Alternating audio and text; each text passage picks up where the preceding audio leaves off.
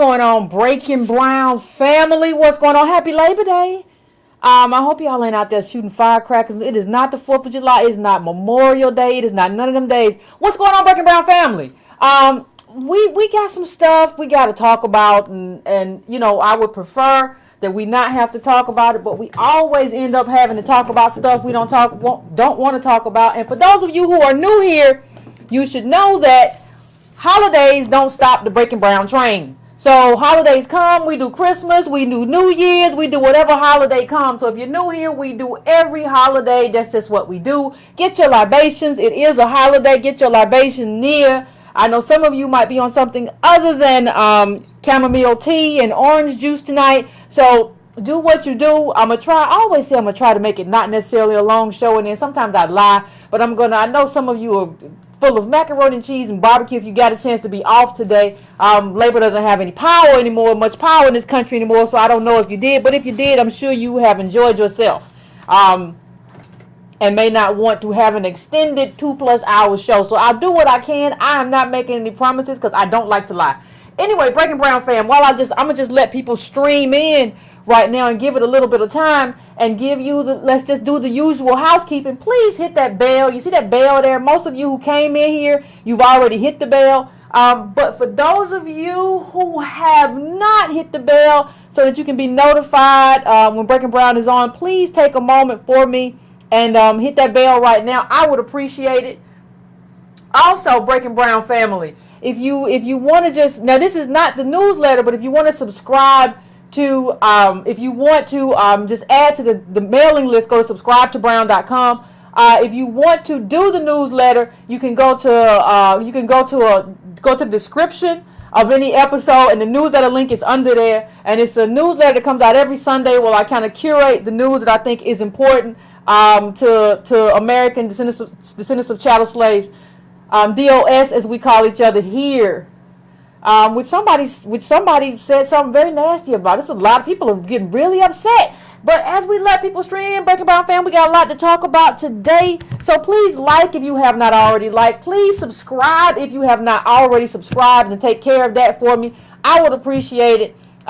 Please share this with your friends. Share this with your groups. So that, you know, we got to have a conversation. If we're the only ones having a conversation, it's great that we have a tribe, but we need to kind of spread this narrative out if it's possible. So Breaking Brown fam, listen. The first thing I want to talk about isn't even recent. I want to draw a straight line from one thing to the other. I don't know how many of you remember, but I'm a Howard University grad. For those who, you know, I have to remember sometimes that there are people here who were not here when the show started. So I'm a Howard University graduate. That's my alma mater. So in 2013, when this came out, this was a letter of critique from the Howard University trustee. When it was made public, I had basically chills going up and down my spine because that's my school. I need my school to still be around. I don't have no school. I don't have no alma mater. Walking around without a school with a degree, that what it really mean if ain't no school no more. So when I saw this critique, when I saw this come out, and it was picked up by, it was picked up by Higher Ed, it was picked up by the Washington Post, it was picked up by everybody, and it was basically a sounding of the alarm that Houston, we have a problem. That's what it was. And you can see, and this is, I'm gonna give you a little bit of what this was. The Higginbotham, who's on the board of trustees, and she wrote this. And she said, I quote, "I can no longer sit quietly," this is 2013, "notwithstanding my personal preference to avoid confrontation. And therefore, I am compelled to step forward to announce that our beloved university is in genuine trouble and time is of the essence." That's what she said. Now, that wasn't all. Here's what really struck me. This is 2013. We're in 2018, people. She said, "Howard will not be here in 3 years if we don't make crucial decisions now. Howard will not be here in 3 years." Now, the president, since that time, Reboe, I think his name was Reboe, these Louise, what was it, like these Creole names, confuse me. But he's gone. So a lot of her criticisms were of him, and he's gone, but there were a lot that were not of him. There was historic. There were a lot of historic patterns, but there was also mismanagement.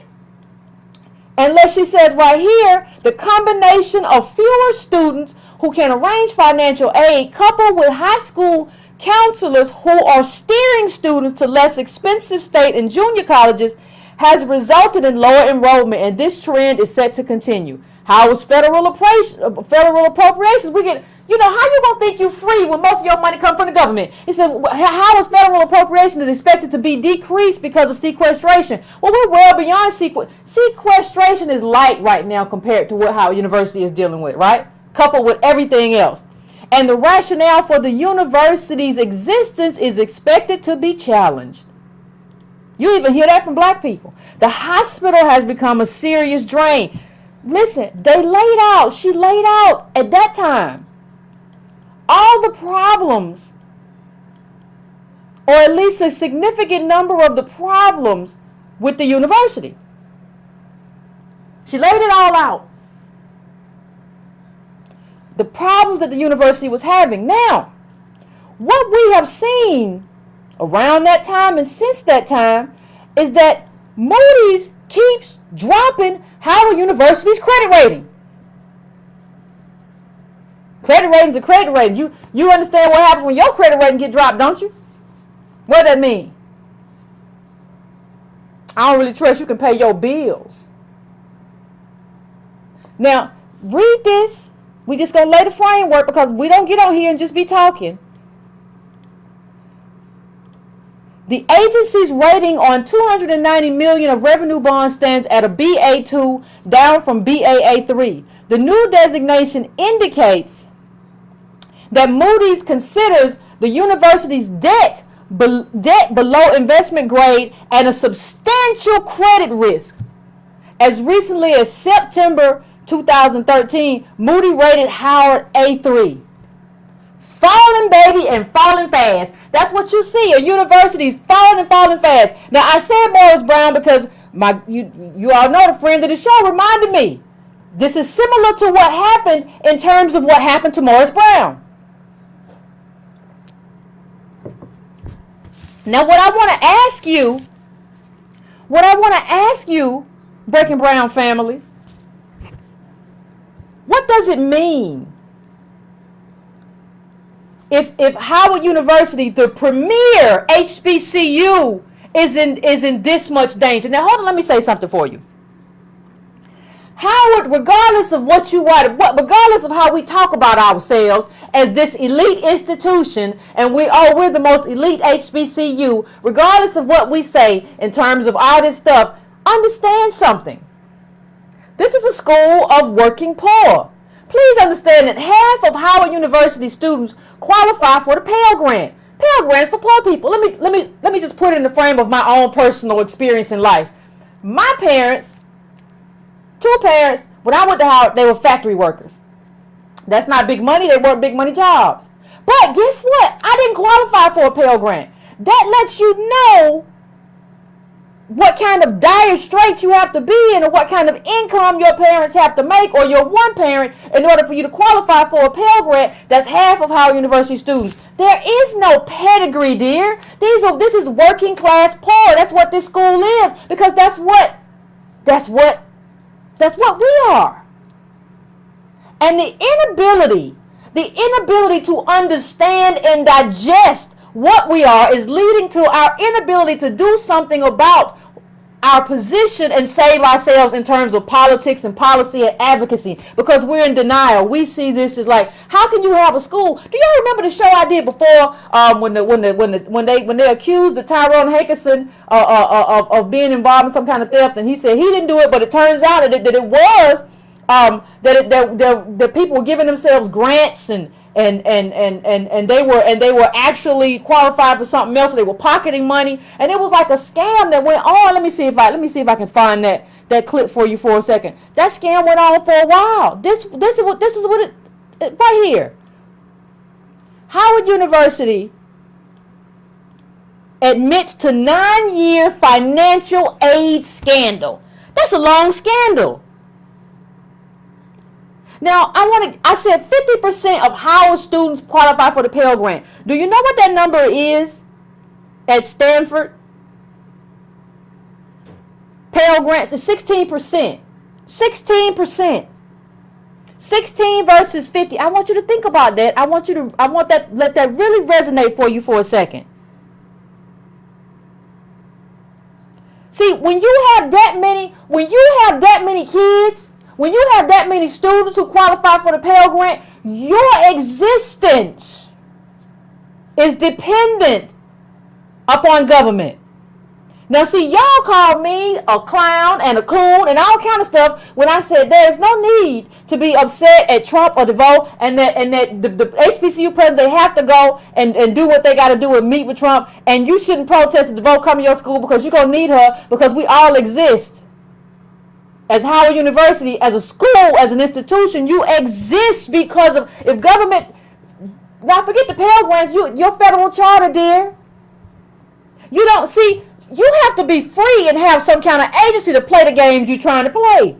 We can't play these games. You can't play these games when 50% of your kids get Pell Grants and your stuff ain't together, because we'll get to that in a second in terms of everything that's wrong with the university. We'll get to that. You know, Howard University students sing Rihanna's "Bitch Better Have My Money" during protests at the administration office. All of this stuff. You can't, like, and it's not respectability politics. This is a way that you have to protest. Nobody's saying that you can't. You absolutely, but you shouldn't protest the vote because you need her. I'm not talking about, y'all know I disagree with everything that she's doing. From the charter schools in terms of what she know, I disagree with all of that. But listen, you don't have nothing. She's in control of the Department of Education, and you gotta be the one. You need her to be a friend.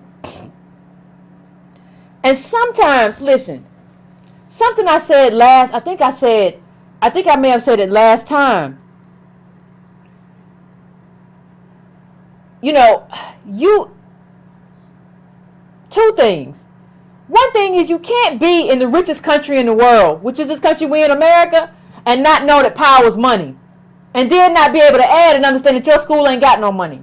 And then not understand that your school, the way your school has money, comes from the federal government. Right? You are behaving at Howard University as if you have agency, but you don't have no agency.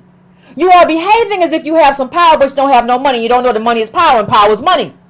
And you don't know that wealth goes with wealth. You don't know how to do any of that, but you want to protest. You want to be upset. And you want to talk about what you're going to do. And you don't want to do your work. You got these people up in here not doing the paperwork right, not giving forms. Howard University administration. We're not just talking about the students, the administration too. You got a whole lot going. There's a whole lot of learning gaps at Howard University that need to be filled all up and down the line. How do you have compliance? Let me get to this. Let me just clean my glasses because it's getting hotter. How do it get hot in your glasses?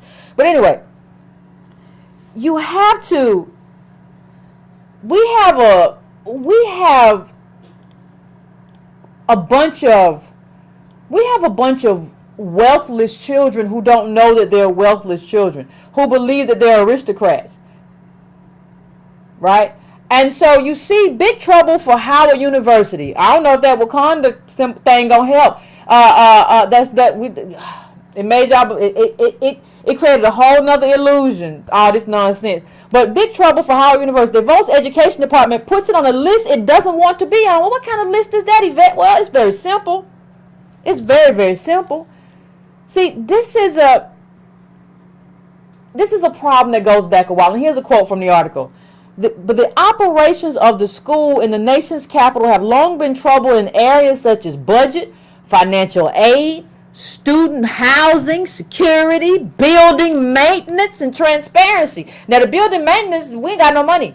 And the building, the buildings had a lot of problems. I mean, I went to school in a building with no air conditioner and 90-degree heat. So we have a lot of problem with the building. We have no cable or whatever. That's just what you do.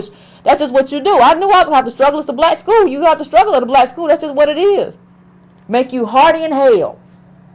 But it's worse. Like when you saw the protests from those kids, what they were talking about was mold and rats and all kind of stuff. And this is under the new president, Frederick. First of all, I want to know why he's still there. I don't even care if he was trying all of this stuff and he said somebody told him about the improprieties and some of the people were stealing money and somebody had to let him know and then he did an audit. No, I don't need nobody to let you know, Playboy. I'm going to take your head. See, Negroes love to watch Game of Thrones but then not know how to be savage. I'm going to take your head to Davos and be like, listen, I understand there's a lot I got to do. I'm on this list, but I'm going to bring you this head. I'm just going, hey, listen, this is what we did. He gone. All this stuff from all this stuff that's been going on, all this stealing and all these protests and all this mold in the buildings and all this stuff going on. I want you. This is a good faith gesture, and he should have been gone. But this is a good faith gesture from the board. He gone. And you got to play the game. Do you have any friends on both sides of the aisle? Oh, you want to shout down people when they come to campus. Okay. Well, that's not good politics, but all right. That's not good politics.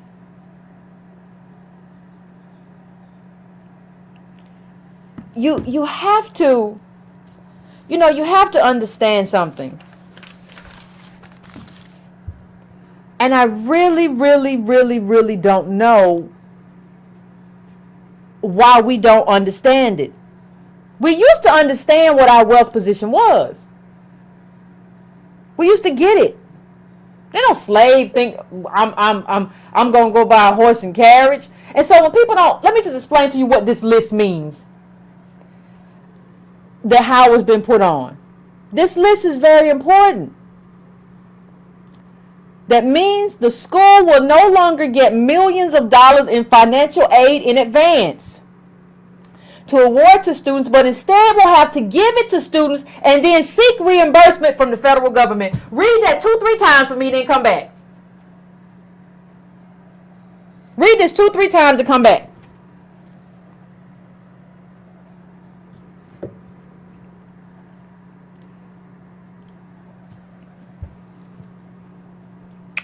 Seek reimbursement. You know what that's like, having to seek reimbursement? First of all, I want you to think of the bureaucratic nightmare. Y'all ain't been able to do it right, and y'all ain't had to do that. Before, you were getting the money up front. You were getting advanced cash flow. That's what you were getting at first. You were getting advanced financial aid. So you get the money first to give out to the students. But you can't do compliance. You don't know how to turn in the paperwork. You fail every time the Department of Ed come out there, and you don't do what you're supposed to do. And I've read the response from the president of Howard University, and he hasn't said anything that has reassured me at all. He said, well, Michigan State's on that list. No, there are two different ones. There's a severe list, and there's tier 1 and there's tier 2. We're on tier 2. You know who's on tier 2 with us? Like beauty hair schools and stuff like that. That's who's on the list with us. And you're going to tell me, don't try to be slick. You don't know enough to be slick. You don't know enough to out-slick people and make them think this is normal. Dropping the ball all over the place. It's time to go. You're going to lose a whole school. Generations of people with a degree without a school. I'm not saying it's gone, but I'm saying you got to get this together. And obviously, y'all ain't been serious. This is the worst. This is the worst era of Howard University I've seen in a long time. And it's always had problems. There were protests at the A building like 94. There were protests go all the way back to like, what was it, like the 60s or 70s? We've always had protests and problems, but I've never seen them back to back to back like this.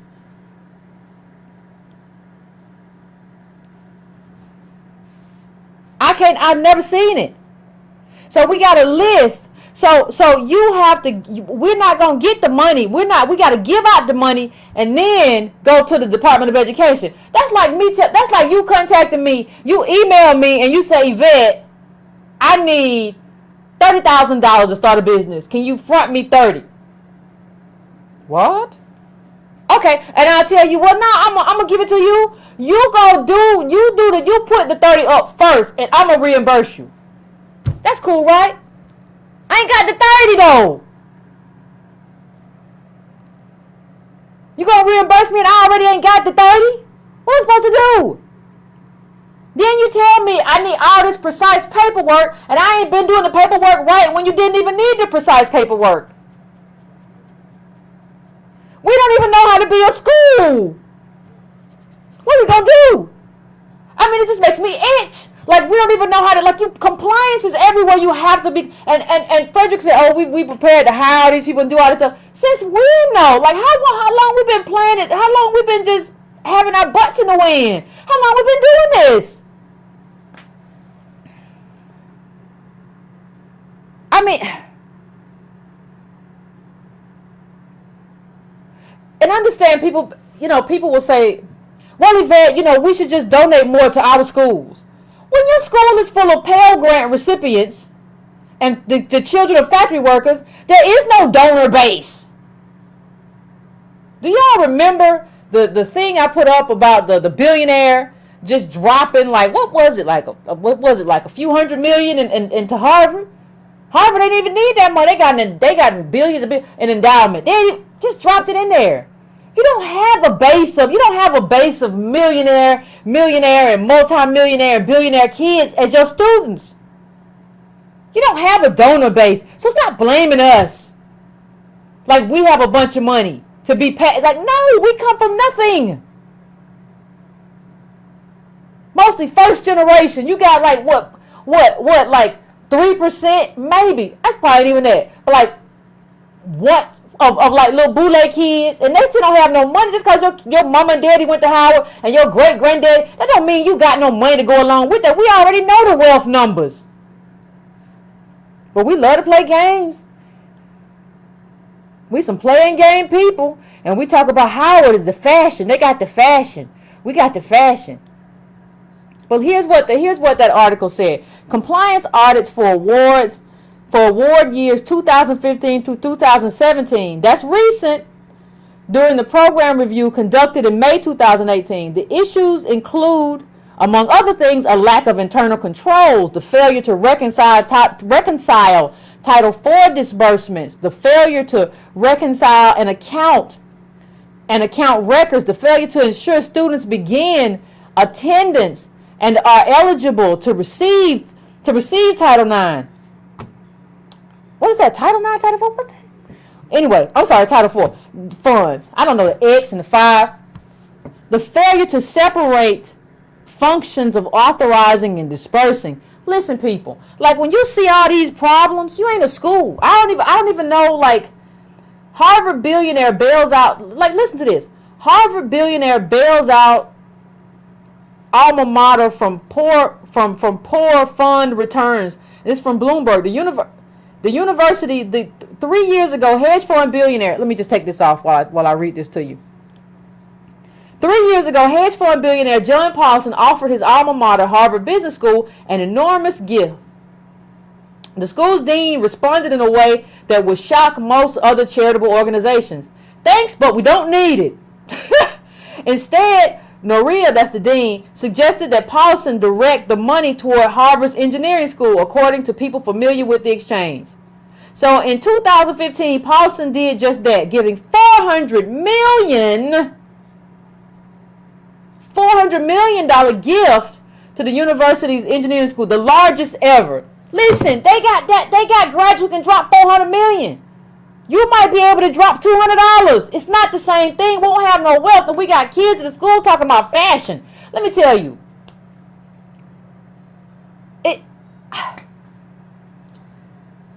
if we don't understand the people think that white supremacy is going to kill us, right? That's not what's going to kill us, or that's not what's going to disempower us. What's going to get us is the inability to understand who we are and the position from which we have to advocate. In order to understand from the position that you have to advocate, you have to understand who you are. We have no idea who we are.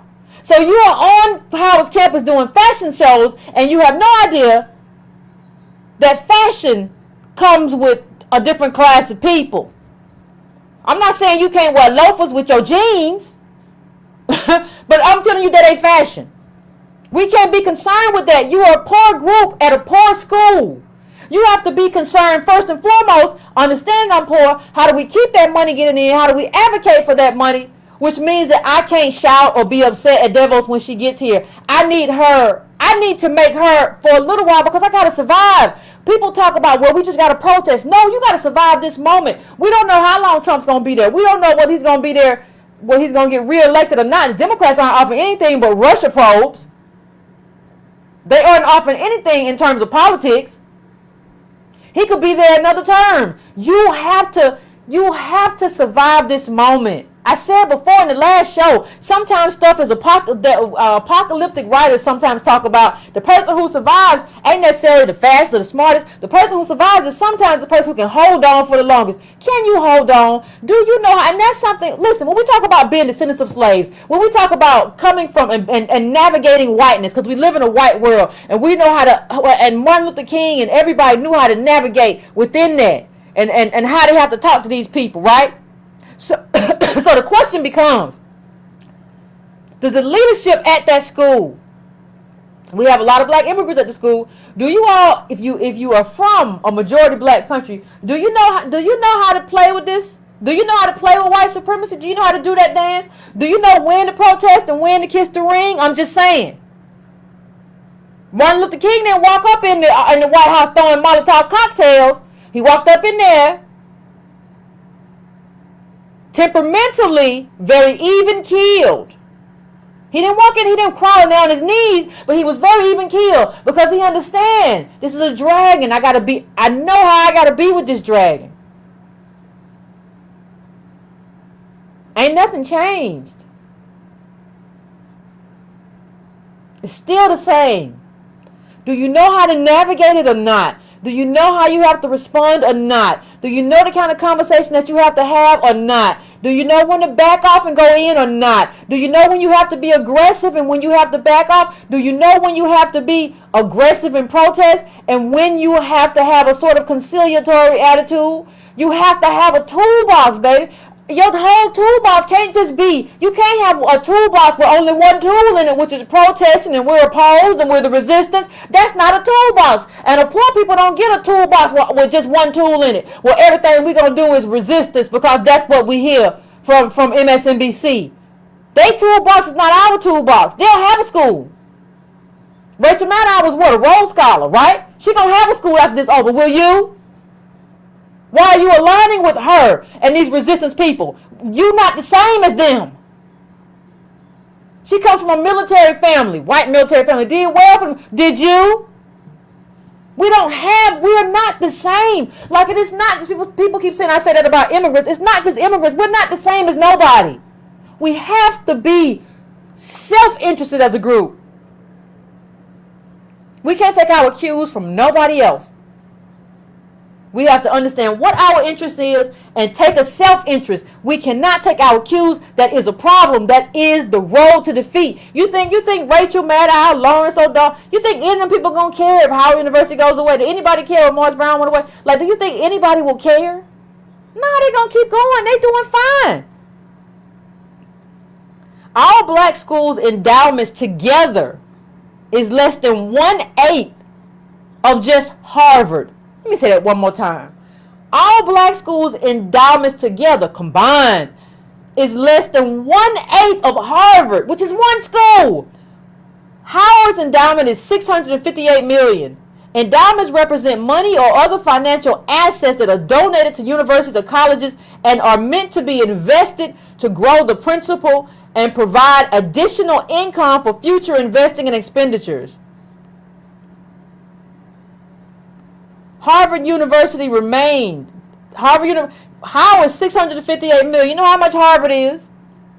Take a guess, chat. How much is Harvard endowment? Howard's is $658 million. And so, because people will be like, "Oh, Yvette, that's a lot of money. $658 million is a lot of money." How much do you think Harvard's is, chat? Now somebody said $3 billion. Harvard's is $35.7 billion. Who you playing with? But you're going to play, right? You're going to be upset. We don't want Trump. We don't want devils on this campus. See, the thing is, I know when to advocate. I know when to laugh, and I know when to frown. Devils comes, hello. But I'm going to advocate while I'm smiling. It's Cheshire Cat. I call it Cheshire Cat politics. Sometimes you got to sandwich people. Sometimes you got to compliment, then put your little thing in there in the middle, and then compliment. And then smile. It's Cheshire Cat. Sometimes you got to know when to do Cheshire Cat politics because hammer politics don't always work. Sledgehammer politics don't always, especially when you ain't got no money. And you ain't got no friends. It would be different even if the Democrats had control of the House and the Senate. Then you could be like, well, there's some stuff you can't do because we have allies here. That's why, listen, let me tell you people. I would love a multi-party system. But right now in American politics, the plane of American politics has two wings, Republican and Democrat. I'm always in favor of having friends on both sides of that aisle because I just need something to make, because we don't have no endowment, we don't have no money. I need friends everywhere. It's just how you play the game. I don't really think I understand. And I don't really think we understand. I don't think we understand what this means. Look at this clip. Hold on, let me go to the top of it. An extensive review of Howard University in April 2018 following public dissemination of information regarding the internal investigation of misappropriation of funds in our financial aid office. This is from Frederick.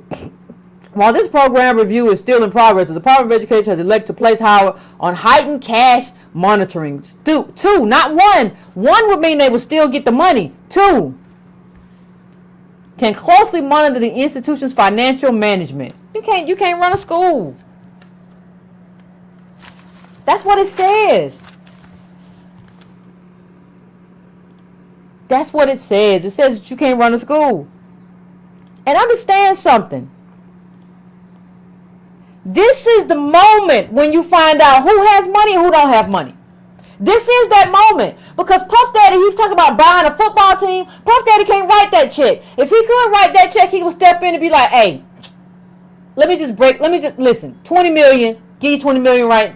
I know I'm not going to get it back. It's a donation. Keep the 20. I know you having problems with Secretary of Education or whatever. That's when you know like your millionaires are really like not real millionaires.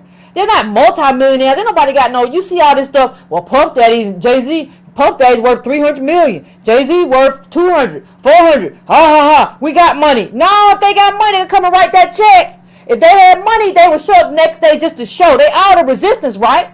They all not in favor. They all oppose Trump. If you oppose Trump, y'all can all show up and be like, hey, listen, we got a few black millionaires in the room. We got about 20 of us in the room. We're going to give $100 million check to Howard just to float y'all because we know you're going through problems. You ain't got it. You're a fraud. You're fake. It's just what it is.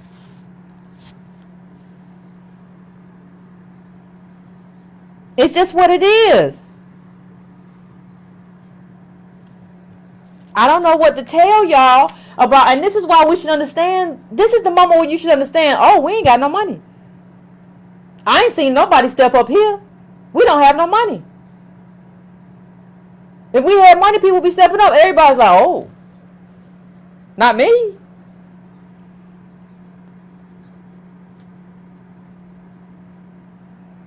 And understand, like, Puffy went there, but he didn't graduate. And, like, he doesn't even see value in the school, if you're honest. He ain't sent his kid there. He sent his kid to UCLA and then got to fighting with the football coach. That's what you get. You deserve to get to fighting with the football coach. You sent your kid there, didn't you? Thought that little bitty boy of yours was going to be a football player. He too small. What you going to be? What he going to be? Field goal kicker? Is that what he was? You just pretend like you see value in the school because you know that we love it. You know that black people love our HBCUs, even a lot of us who didn't go there. So you use that to kind of dig on us and emotionally talk about Howard and all this stuff. You didn't send your kid there, dude. You know where you sent him. You know what you did. Now let's look at this. Look who's on this list of restricted schools. Howard now joins 66 others on a more severe monitoring status. They include the Shear Learning Academy of Cosmetology in Illinois, the Tri-State Institute of Hair Design in Kentucky, and the Salon Spa Institute in Texas. That's where we at. No, I'm just no. Howard University students, Howard University alma mater. Let me just tell y'all, we in danger. All those who are graduates, my friends, my fellow students, we in danger. We on a list of hair schools because we so messed up in terms of how we do our business. We are in danger. We in danger. But see, we can't see we in danger because we Howard, right? We Howard, right? That's who we are. We Howard University. We're not in danger. And understand, for those of you who say, there's a very good New Republic article that talks about the number of judges and teachers, and STEM graduates and all that come out of HBCUs, because part of going to a college, the camaraderie of your HBCU, everybody poor. You ain't got to go to Harvard and go crazy or Stanford and go crazy because everybody around you got money and you ain't got nothing. And you don't know how to navigate these waters. And so that's why we graduate more of those people. What do you do when those people are gone because they couldn't go to school because these schools ain't here no more? What do you do? I'm just asking the question. I'm looking for an answer. Don't nobody have one. And see, understand that, let me bring this up big. Understand that this might make you feel good, but this can't help you. Ain't no Wakanda amongst the descendants of slaves. That ain't even our story. That's not our life. That's not even what we're based on. That he can't help you. Wakanda can't help you. Wakanda ain't coming to rescue you. Wakanda ain't there for you. It made everybody laugh and giggle and all that stuff. But we're in serious times. You're going to get serious. You're going to still be messing around with some Black Panther imagining. What are we going to do?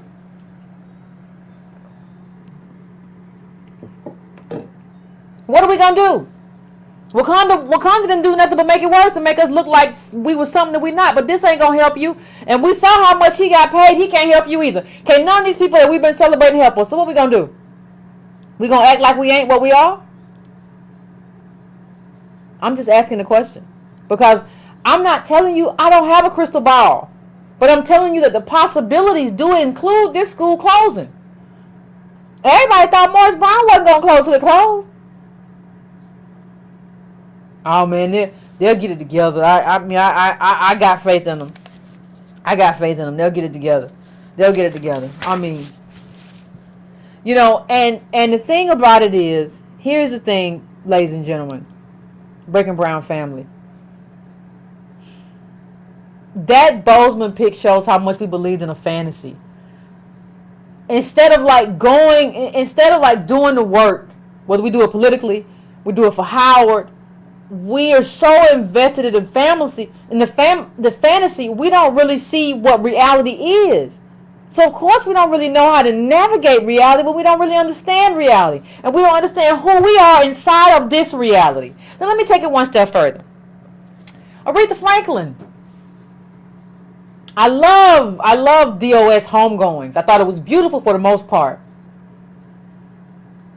But I thought her homegoing was, if because of her history and financing and, helping King and doing things and fundraising and all this stuff and not charging.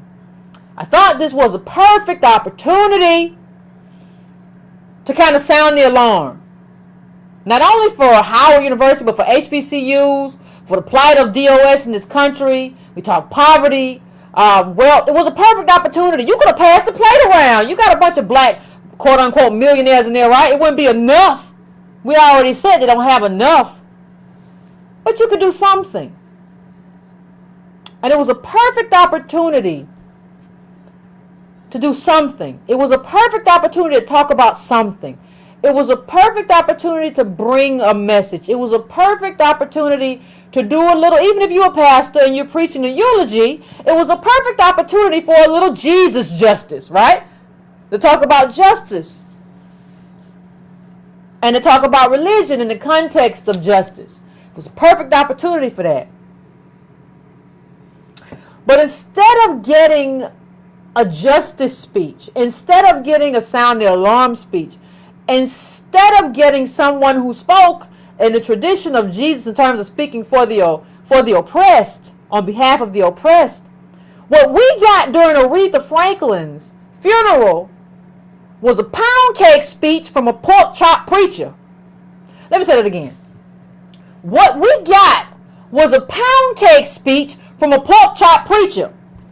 Reverend Jasper Williams got up there, and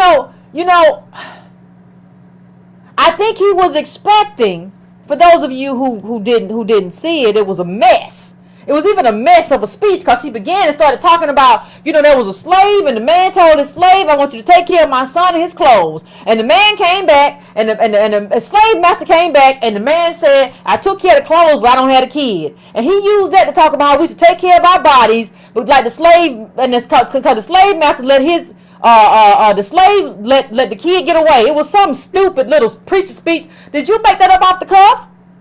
See, because what I kind of feel, before I get into the ignorance of the speech, what I kind of feel is that you thought the anointing was going to flow over you and give you the words to speak. But what you don't realize, and I'm not even talking about that, what you don't realize, that you are not anointed. I said it. There was nothing flowing over you. And you thought you were going to resonate with the people, and you didn't even get a lot of reaction. You don't even realize what you don't know, Jasper. I'm not going to call you Reverend. You're not. And you won't even apologize for what you said. So let's talk about it. There has been this whole thing that we have started to, as a group, to romanticize Jim Crow. We have romanticized segregation, and that romanticization usually comes from people who were in the upper class of Negroes who got to be imperialists and supremacists in their own little black communities. That's where it comes from most often. Because separate but equal was never equal. Now let me just say something. One of the things, let's just go a little bit through what Pope Chop Preacher said. One of the things that he said was that, where are the men? Where are the men? Where are the men? Where are the men? Where are the men? Where are the men? Where are the men? Well, and why aren't the men in the house? And why aren't the men, supporting families? And poke chop, poke chop, poke chop. Well, if you knew anything, you would know that, like, in a lot of places, the men can't find work.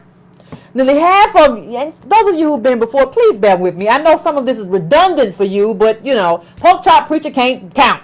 So, nearly half of young black men in Chicago out of work, out of school, report.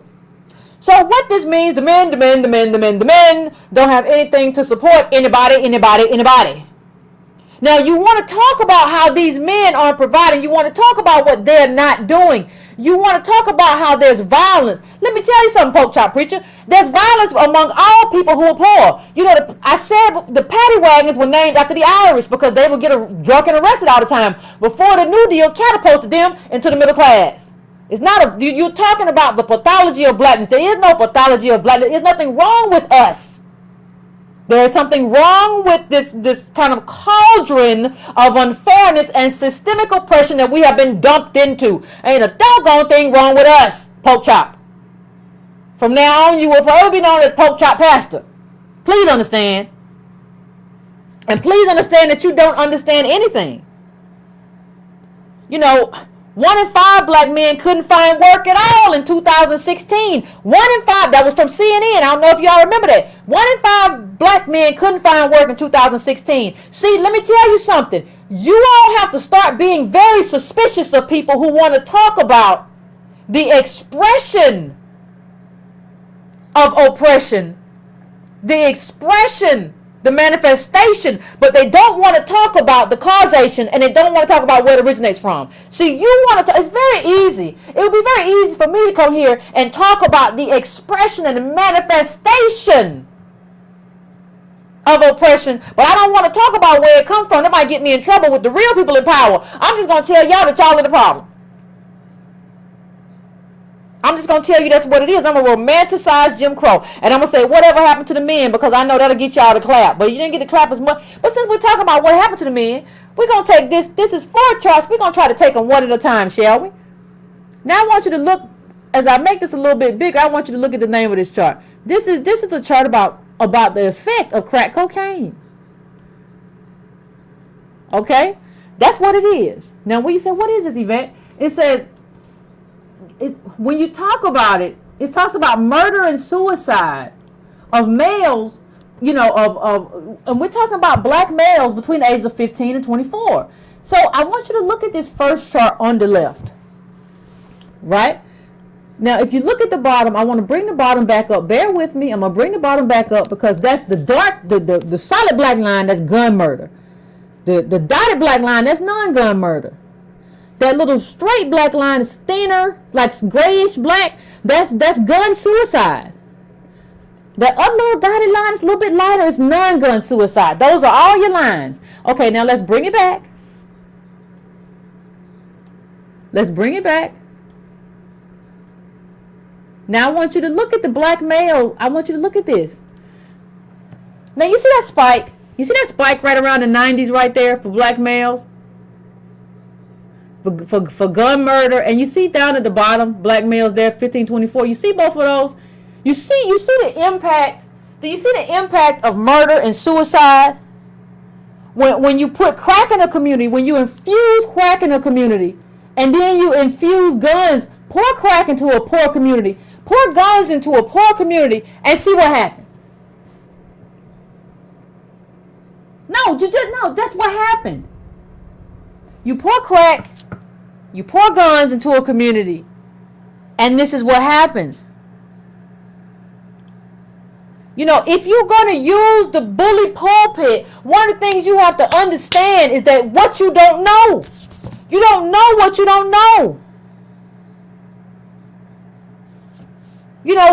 People talk about, Yvette, you go to Dr. Cosby of Louisville. Yeah, because we try to bring, it's a two-way street though. We try to bring information to him, and we bring it back and forth, and we exchange because he wants to know what is the information, what is the data, what should I be looking for in terms of what's going to happen to my community. This is an exchange. That's what we do. You're not looking to me. You think you know. Pork Chop. Jasper Pork Chop. You think you know. You have no idea. And then you wonder why they're leaving your church. Then you wonder why the black church, the millennials are leaving. Every black pastor in America who wants to grow their church should be mad at Jasper Williams. You shouldn't even take his phone call. If he called you, you should pick it up and let him hear you hang it back down. Because he's the reason, he won't even apologize. He's the reason that nobody, that I have so many, I can't tell you, when I talk to black people about the church, and I used to be the same way. When I talk to black people about the church, everybody's like, Yvette, I don't nobody bother with that bull. Now, I'll talk to you about a whole lot of stuff. I can talk to you about advocacy and data all day, but I ain't going to nobody's church because of Pork Chop. Because you have come up during an era where people like to hear you say, yeah. Don't nobody listen. Ain't nobody in that no more. Nobody young. And I could feel you. See, let me tell you something. I know what he was trying to do. Only because I give speeches too.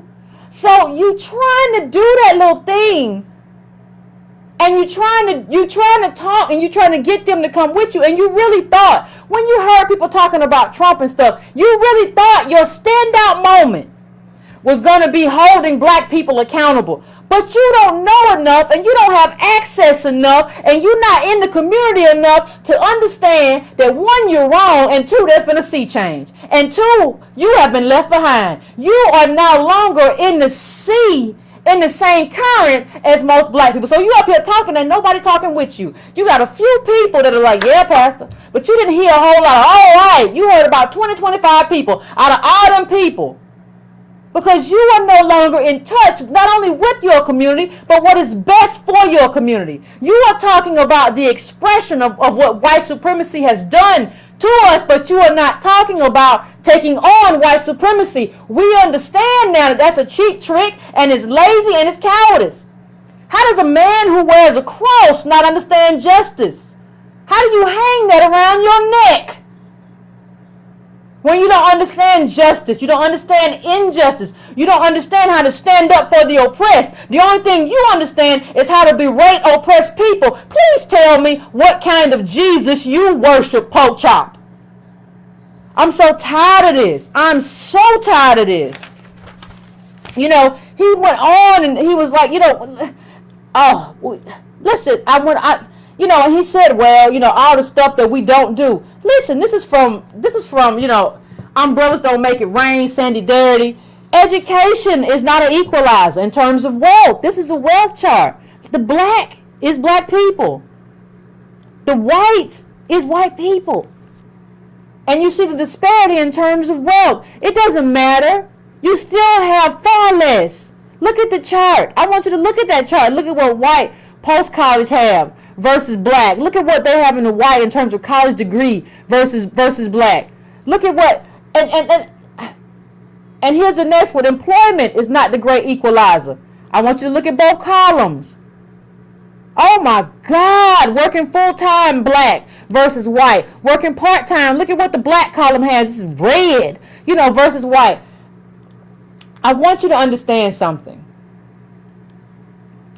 If you are not prepared to talk truth to power, if you are not prepared to do that, you are not prepared to wear the cross. I'm sorry I have to tell you this, but if you are not prepared to do that, you cannot wear the cross of the man who went in and, you know, turned over tables in the money changers and didn't care and died for the oppressed. You cannot wear that cross to come into the church of a bunch of oppressed people and tell us how we are the problem. You are not a person who should wear the cross. And done are the days, ladies and gentlemen, where we go to the church of the person and say, well, we can agree to disagree. No, we're about to be finished if we don't deal with these people. You got to be dealt with. Your church should deal with you. They should make you apologize. Who you think you is? You go in that church, say that stuff, and that woman's home going, this is a woman who done stood up, Angela Davis, all kind of stuff. You gonna go there and say some old nonsense and didn't even make no sense. Little slave story, little story. You ain't even a good preacher no more. How come y'all don't know when to sit down? How come you don't know when it's over? How come you don't know when you out of step and out of touch? How come you don't read? How come you don't access data? You want to lead people and not know the information that's most powerful and not know the information that's most relevant? How can you call yourself a leader? I call you an entertainer. Because you can hem and you can haw and you can shout and you can holler, but you can't do nothing. And you ain't got no courage. You old enough to have courage. Life's about over anyway. How you don't know that the median wealth of black Americans will fall to zero by 2053? You talked about, oh, well, we riot and destroy our own communities. We, you know, but we don't, you know, we riot. Riots ain't nothing new. Where you been? Where you been, Pork Chop? Because riots ain't nothing new. That's what oppressed people do all around the world, riot. That's nothing new. Riots have been with us since the beginning. What were you doing? Where were you at that you missed so much in your life? That you missed out on so much information in your life? I honestly don't really know. But one of the things that, and this is something that Antonio Moore and I have talked about a lot on this show, is that what happened is black people started doing all the right things and started moving in the right direction and getting the right degrees and everything. But income inequality meant all of the money went to the top 20 really. And we're in the bottom 50. And so we didn't get the rewards, but we did everything right. So what you have here, and this is, let me just pull this up so you can read this from the same article. But and if you subscribe to the newsletter, you've already read this, you did your homework. But it says, but because African Americans remain overrepresented among the poorer segments of society, economic shifts that have harmed almost everyone have also increased the average income gap between blacks and whites.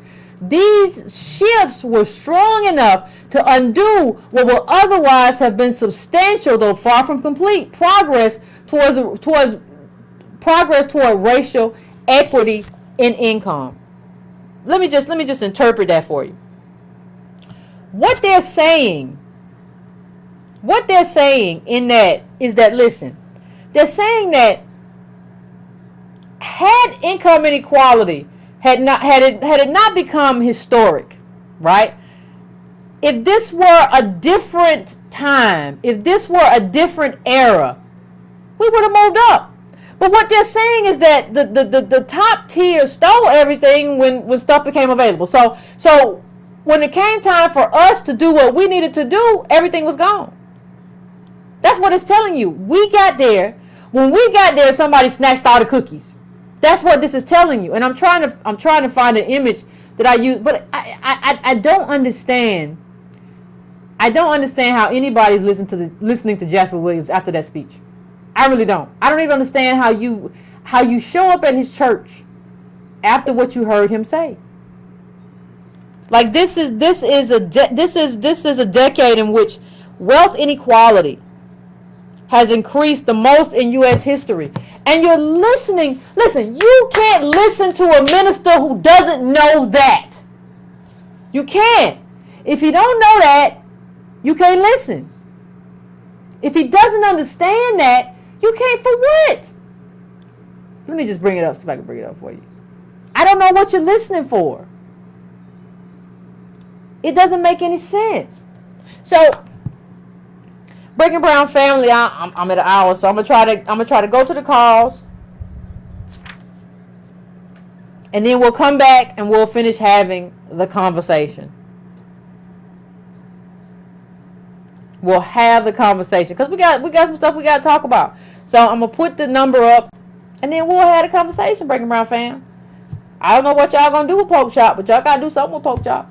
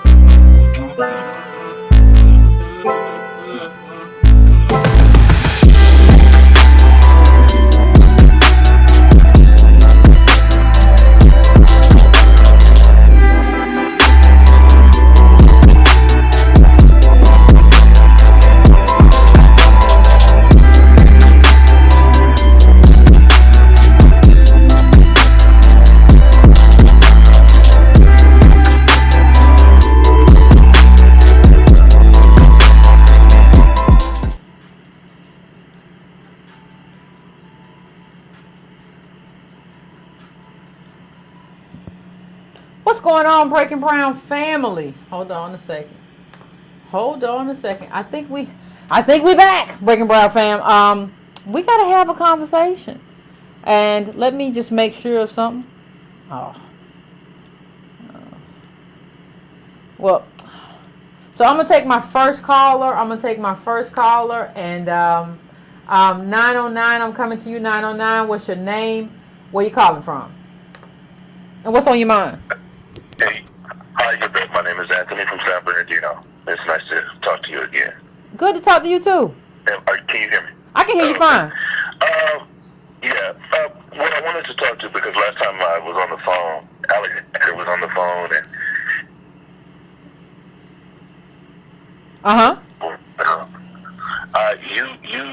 I appreciate you and Antonio Moore's touch on, I guess, our progress as far as understanding exactly who's impeding our movement in the black community. And when you talk about Jasper and how he doesn't understand what you have always been presenting on Breaking Brown every single day, as far as what's going on with us, as far as I don't understand if people really understand what a coon is all about, or what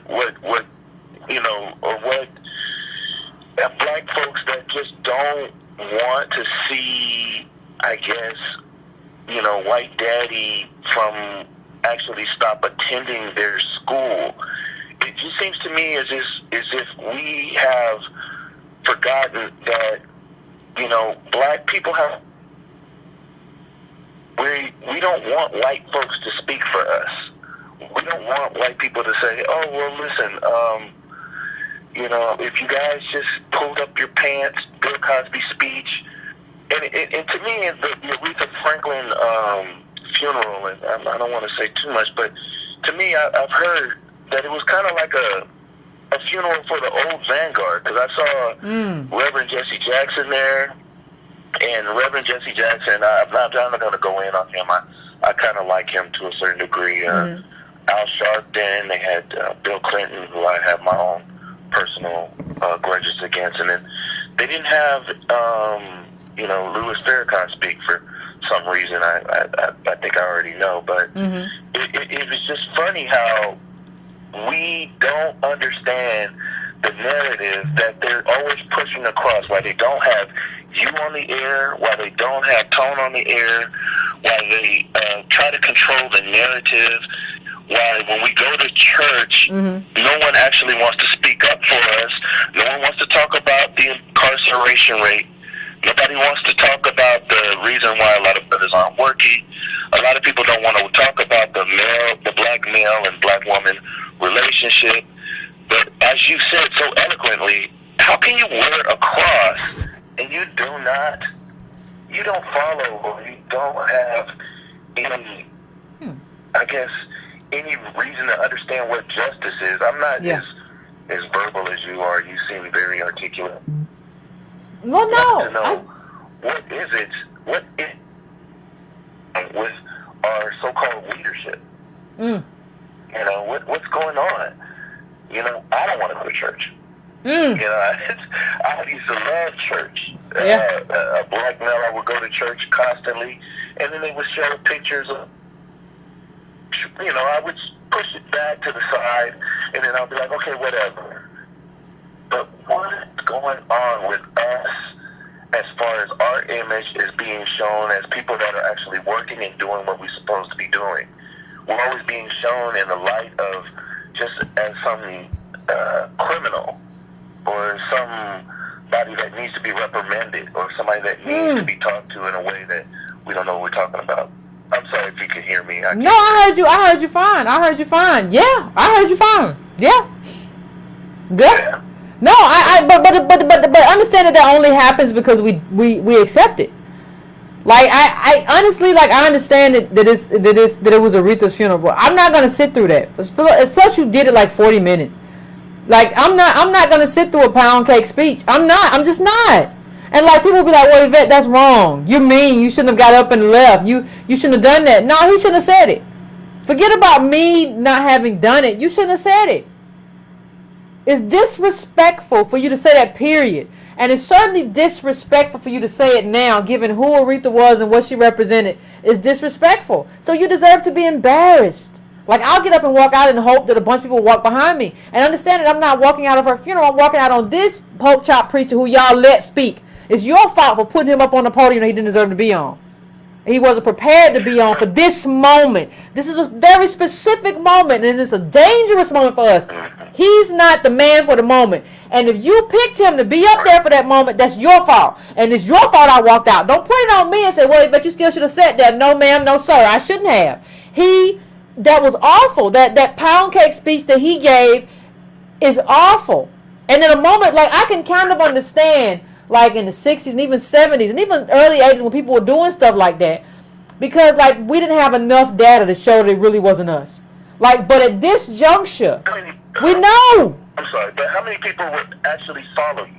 How many people would follow you? Because I don't know if they understand what you understand. A lot of people go to church as a form of entertainment. People go to y'all did hollering and hooping. To hear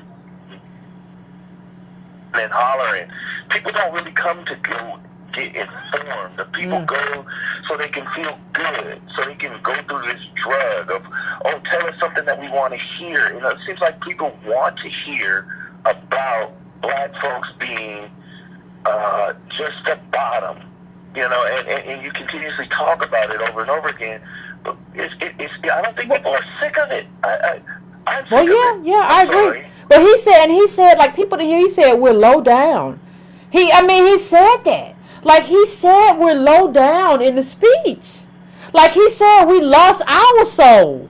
As if the people who really lost their souls aren't the people who oppressed us and won't give it back. Like, won't make us whole, but we lost our soul. Like, that was some damn, like, if you get a chance, go watch the whole speech. Like, I read the transcript, then I watched the speech. Go watch the whole speech. The speech is damning. Oh my God.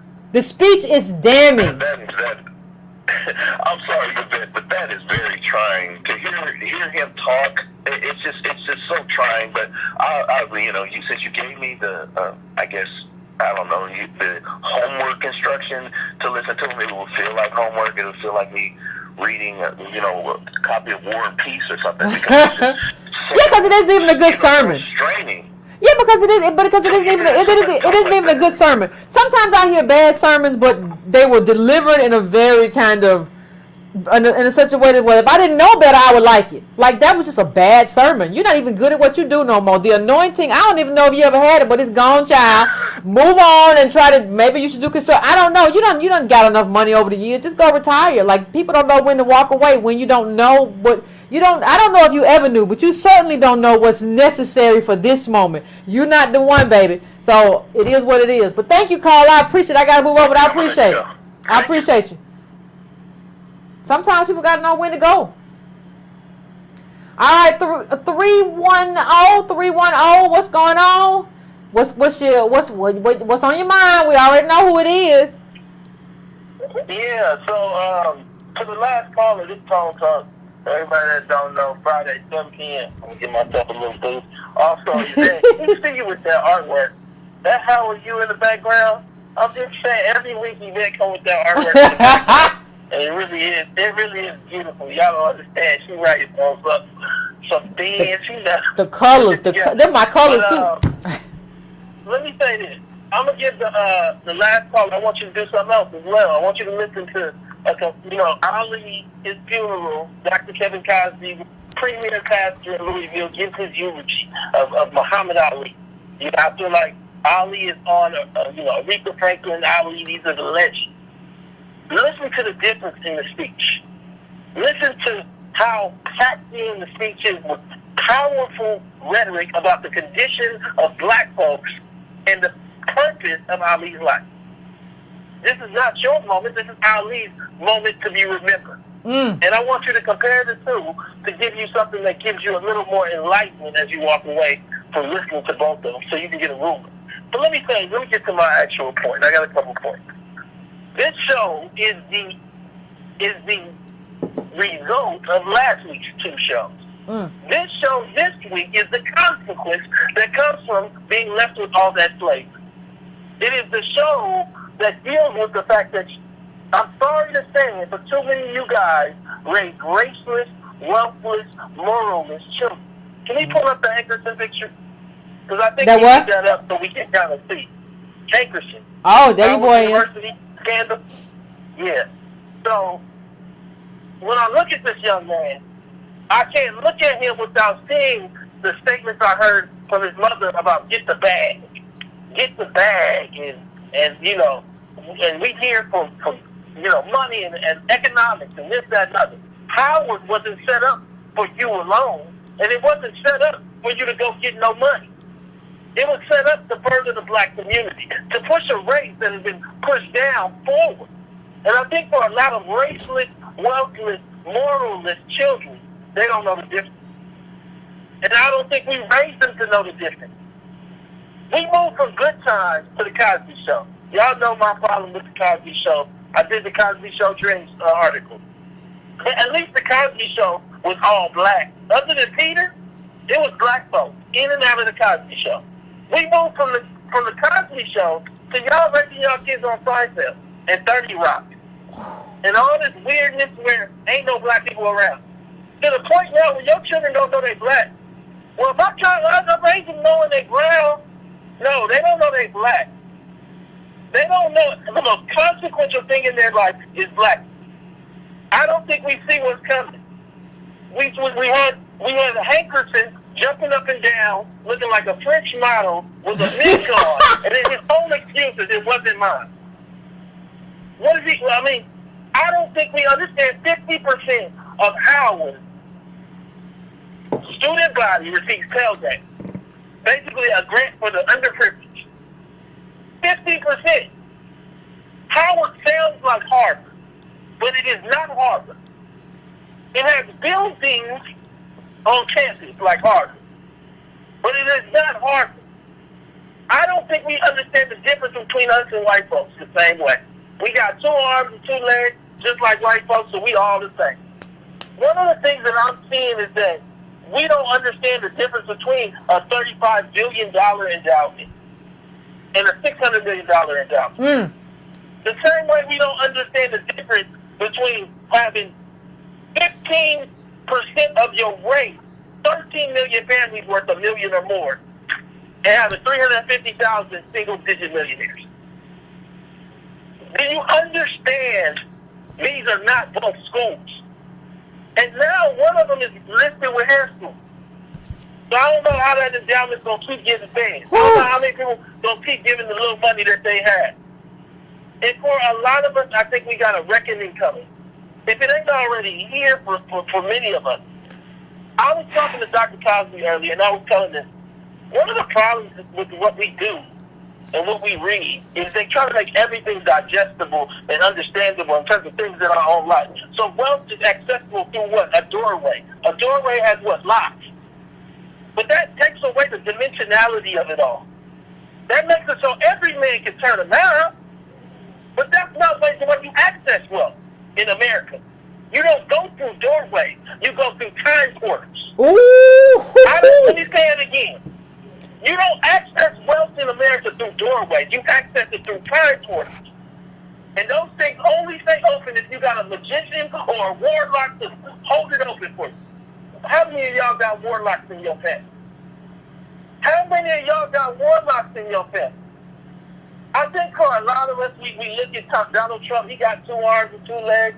Betsy DeVos comes to the black college. Oh, she an older black woman. She got 2 arms and 2 legs. So we going to turn around while she's talking in the middle of her speech. This was a shot across the bow. This movement of Howard to an HCM2 status, which is 1 status above losing your accreditation, basically, it was a shot against the bow, across the bow, to let y'all know we not having it. Now, I don't know how y'all deal with not having wealth, but I'll tell you this, a moralless, wealthless, raceless black child is like a turtle with no shell. You raising turtles with no shell on top in the middle of a hailstorm. I'm going to leave it alone. Let's go. All right, turtle with no shell.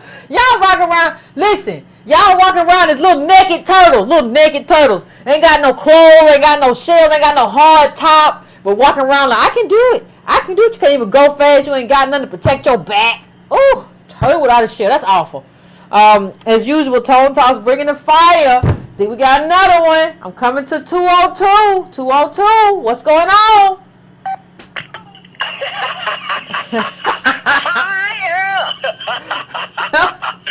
Oh my God, Yvette. I'm so upset, Alexander. You know I'm upset. Where do I begin? Not all black people are my kin. Not all black people are my friend. But Yvette, I don't know if we'll ever win, but I long for the day when we all are niggas again. Yvette, it's coming, Yvette. It's coming. They thought we were gonna be able to keep on them clothes a little longer, wear these fur coats and walk across the yard. But oh baby, it's about to be on. All right, look. Let me make this quick. All right, I'm gonna first give y'all both sides of the river. Okay. I'm gonna first give you both sides of the river, and then I'm gonna give you the bridge. And when I give you the bridge, I'm gonna say, "Are you ready for the bridge?" All right. Here's the first side of the river. The first side of the river, you're talking about Howard University. Now, let me give full disclosure. I am a double alumnus of Howard University, and I'm also an alumnus of Morris Brown College. I'm also an alumnus of an Ivy League institution, a Research One intensive state university, and a public comprehensive university. So I got a pretty good. You got too many degrees, Alexander, to be black. I know.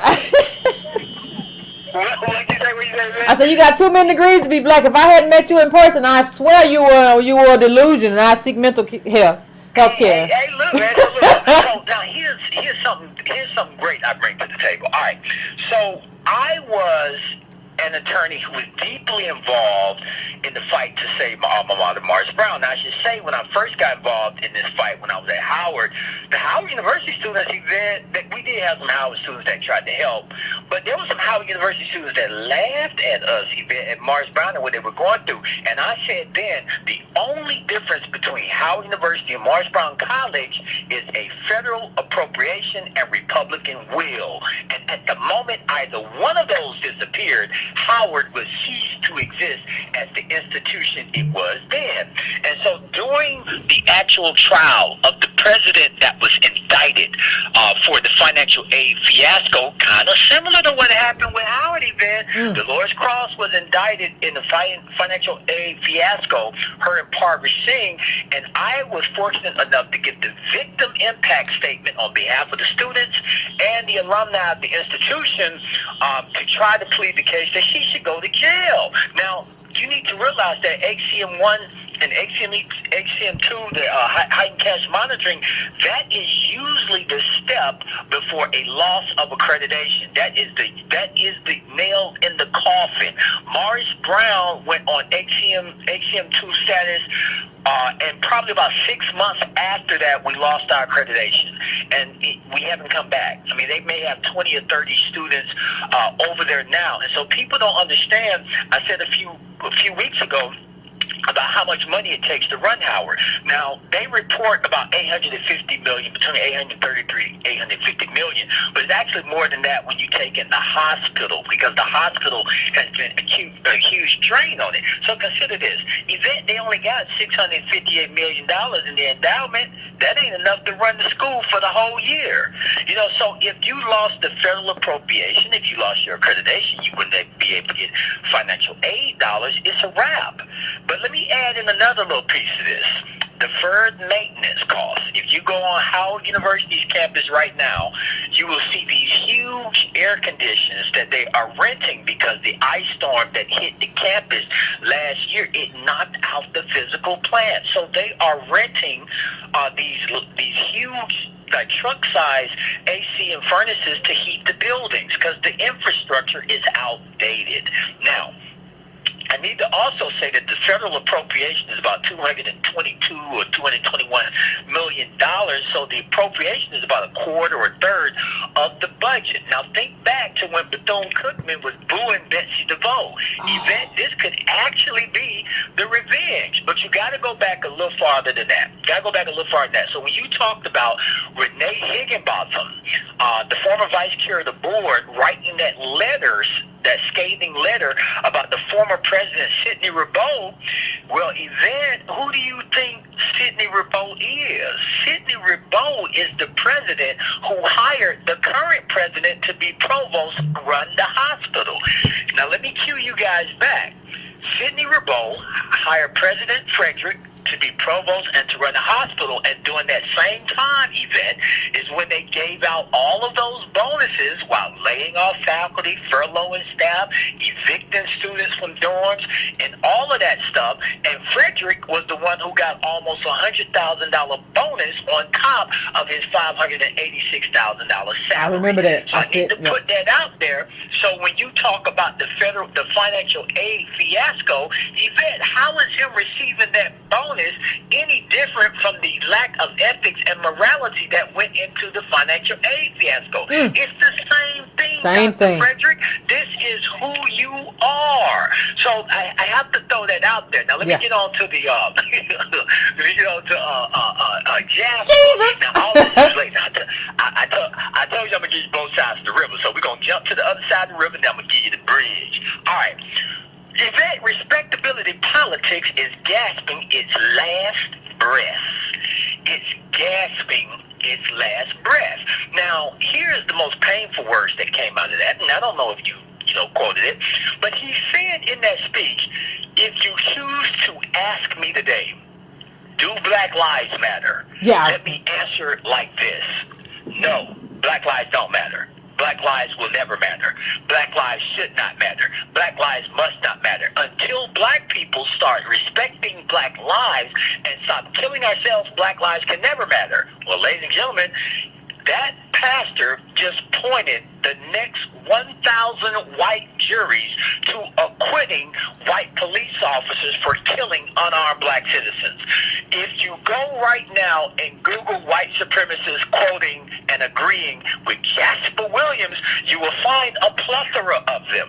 And so now, when you look at Trayvon Martin in that case, and they were in the jury room, they were looking to people like Jasper Williams and other black preachers who are the original architects of respectability politics. He is one of the original architects of it. Something that we all need to realize also, ladies and gentlemen, is that Jasper was very good friends with CL. What is not often talked about is the tension between C.L. Franklin, Aretha's father, and her. Aretha Franklin lived her life in protest against her father. Example, case in point, when Angela Davis was arrested, for the gun charge and all that, it was Aretha Franklin who posted bail. Her father was against it. Why was her father against it? Because Angela Davis was being branded as a communist, and he didn't want his church to be caught up in that. And so him and Jasper and a lot of the other conservative black preachers of the time, they protested people like Angela Davis. They protested people like Dr. King. And Aretha Franklin lived her life in protest against C.L. Franklin by saying, no, Daddy, I'm going to bail her out of jail, and there's nothing you can do to that. This is very similar to Harriet Beecher Stowe living her life in protest against her father, Lyman Beecher, who was a racist. Now, let's keep in mind, I remember not so long ago, Yvette, there was another elder black statesman who took to a stage at Howard University, actually, at the Brown v. Board anniversary. And he got on the stage, and I was actually there that night, sitting right behind Dorothy Height. And when Bill Cosby got on the stage telling Negroes they need to pull their pants up, the infamous pound cake speech. Well, Yvette, the problem that happened goes back to 1960. The wrong people got pushed from the stage. Now moving to the bridge. In 1960, at the National Baptist Convention, Joseph H. Jackson, who was the president of the National Baptist Convention, which is the biggest black clerical organization and ministerial organization at the time, he was holding on to leadership and was refusing to allow a vote on new leadership. Oh, my. Dr. Martin Luther King, his daddy, Daddy King Sr., Gardner C. Taylor, Ralph Abernathy, Bennie today's president of Morehouse, and Reverend A.J. White. They rushed the stage and they got into a huge fight. And A.J. White was thrown from the stage and paralyzed and killed. Oh my God! And killed. That day, Respectability politics took over the National Baptist Convention, and the Progressive Baptist Convention came out of that fight. So the wrong people got pushed from the stage event, and now we are in need of the right people pushing the right people from the stage. You get it? Now, y'all ready for the bridge? Bridge, Alexander, bridge. I'm about to go to the bridge. Listen to the bridge. All right, all of this is related, and I'm going to tell you how. Yvette, the same year that Renee Higginbotham released that letter. What year was that event? That was 2013. When she said, y'all better do something, our alma mater is going to be gone. That same year, Dr. Dre event donated $70 million to the USC, University of Southern California, to start the Dr. Dre, or Andre, I forget his real name, the actual Center for Arts there at University of Southern California. At the time, Walter Kimbrough, who was then the president of Dillard, came out and wrote a letter signed by other HBCU presidents criticizing Dr. Dre. How could you dare? How could you dare, as a black man, donate this type of money to a white institution and not HBCUs? Yvette, I got the answer. Yvette, you ready for the answer? What is the answer? Respectability politics, Yvette, because in the 90s, when Dr. Dre and NWA was blowing up, who were the people that was criticizing the hip-hop stars?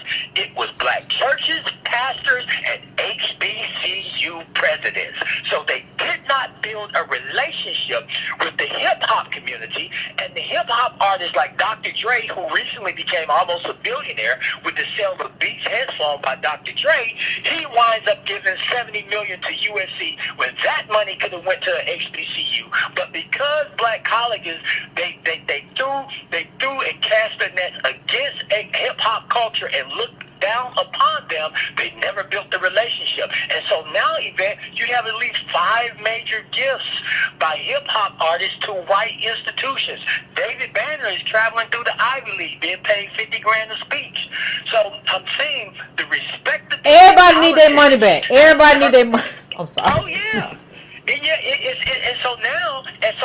Yeah, somebody said Jimmy Iovine. Jimmy Iovine had something to do with that donation. I guarantee you, because he has a history with that. But what I'm saying is, the people who criticize Dr. Dre, they didn't have a relationship with him. White schools will take that money, event wherever it come from. They see a bigger picture than that. For them, it was NWA, Luke, 2 Live Crew. If you go to law school from the 80s, 90s up to now, the biggest cases on free speech were involving hip hop cases. 2 Live Crew, yeah. Yeah, 2 Live. I said 2 Live Crew. Yeah, I mean, all the world, and so it's still degenerate. It's showing you how actually respectability politics has had an adverse impact on the survival of HBCUs. But Yvette, Howard ain't about to be able to pretend too much longer. They ain't about to be able to pretend too much longer. So I said at the beginning, Yvette, I don't know if we'll ever win, but I long for the day when we all be niggas again. Let me keep you there. We're in the bottom of that slave ship. We're in the bottom of that slave ship, Yvette. When we get in the bottom of that slave ship, we all slaves. Can't nobody pretend. That's true. Celebrity and divesting from it is going to get real and real soon. That's true, Alexander. But stay on the line 1 point. I want to make 2 points.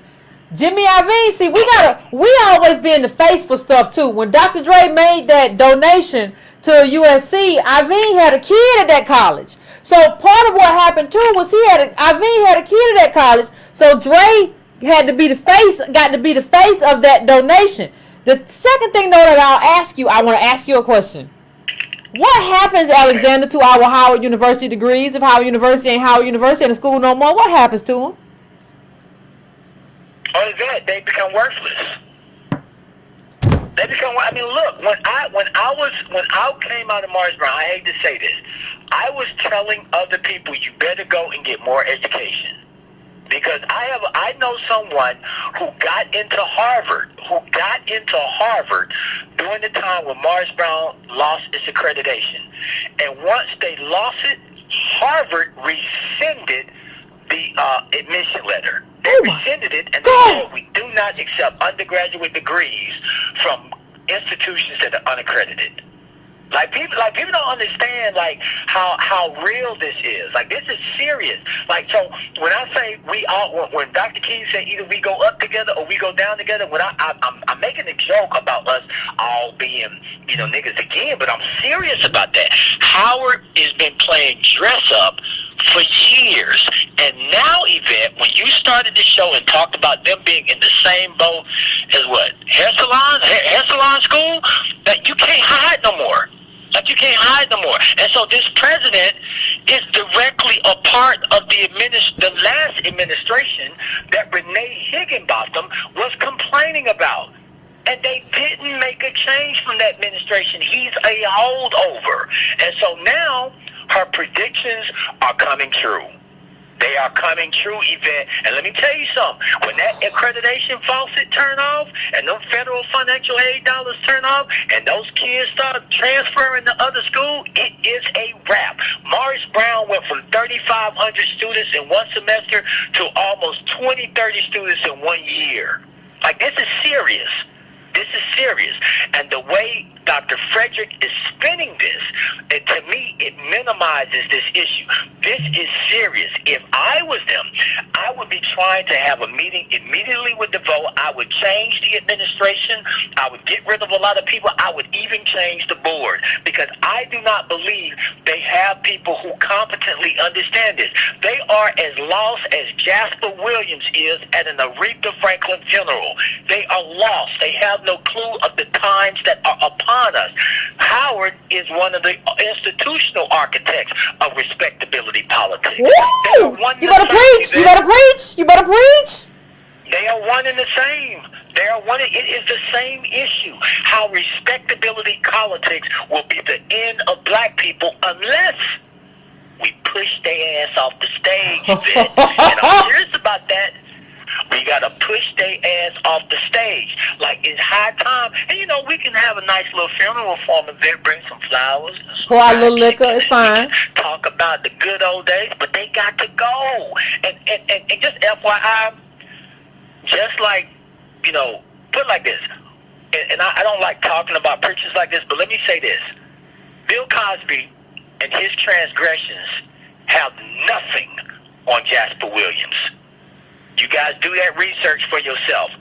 Bill Cosby's transgressions has nothing on Jasper Williams. And just like Bill Cosby was telling black people to pull their pants up, and it turned out all along that he was the one that needed to pull his pants up, y'all better do research on Jasper Williams. You better do research, because a lot of the stuff he was preaching against is him. It was him and CL and them sex orgies they was doing. Wait a minute.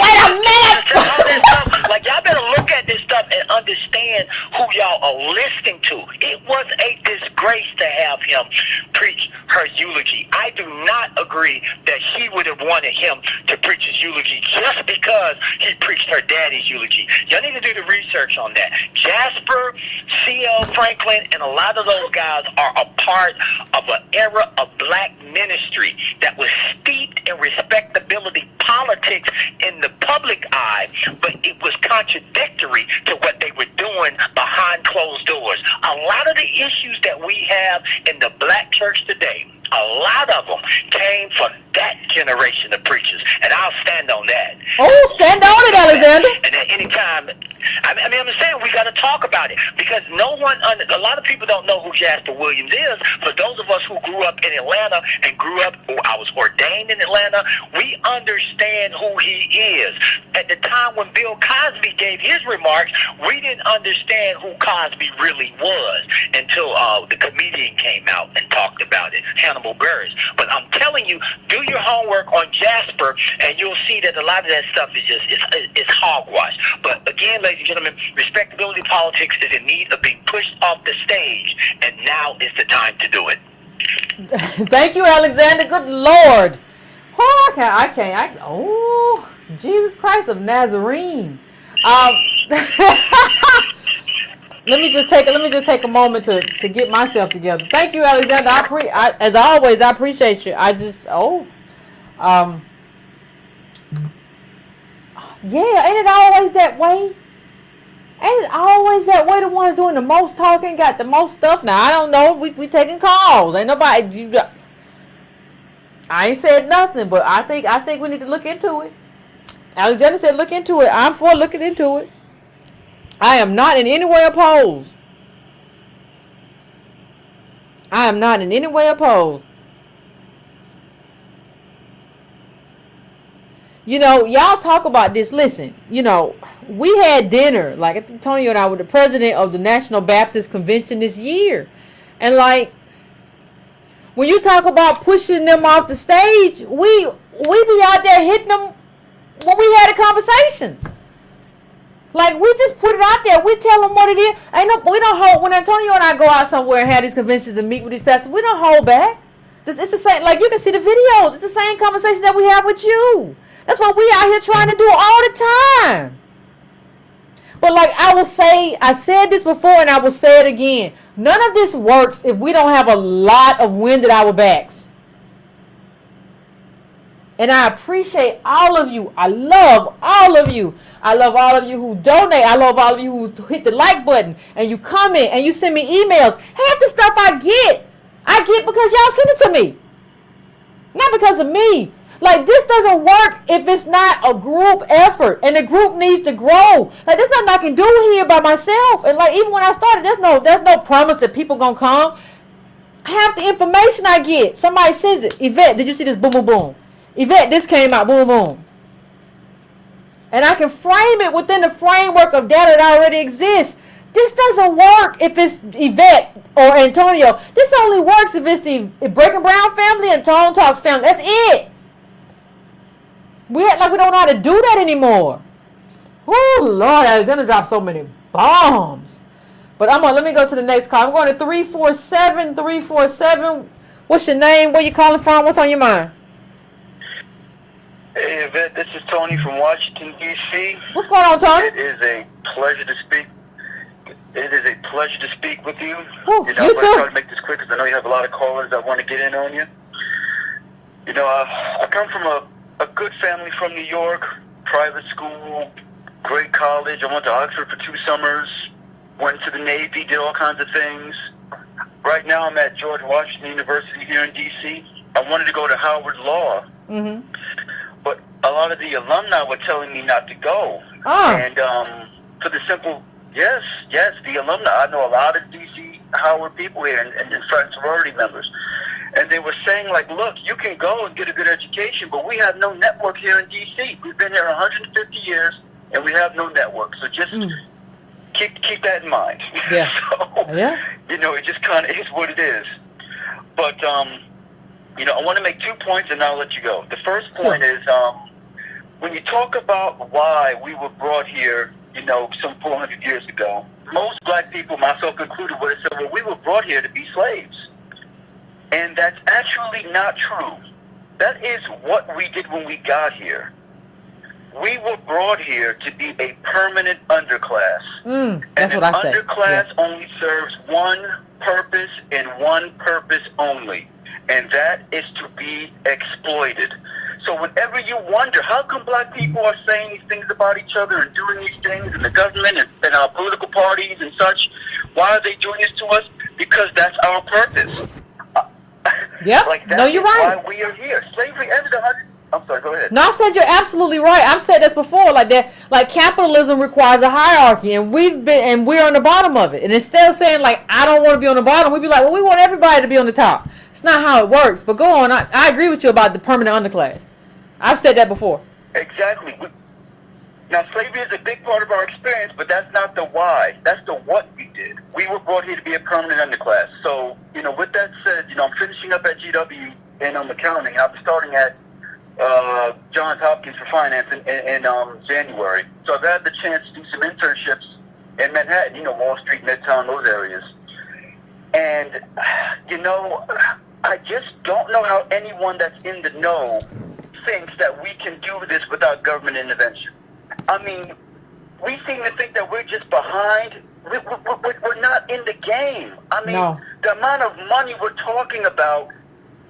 I mean, as an intern, I had access to billion-dollar transactions as an intern. Now, I'm the only black face, of course, because there's so many Asian people that they're bringing in to do these kind of things. But all that aside, I mean, the high-dollar transactions, and you talked about this before, it's about scale of investment. Absolutely. You are not going to be a millionaire on $1,000 in an IRA. No.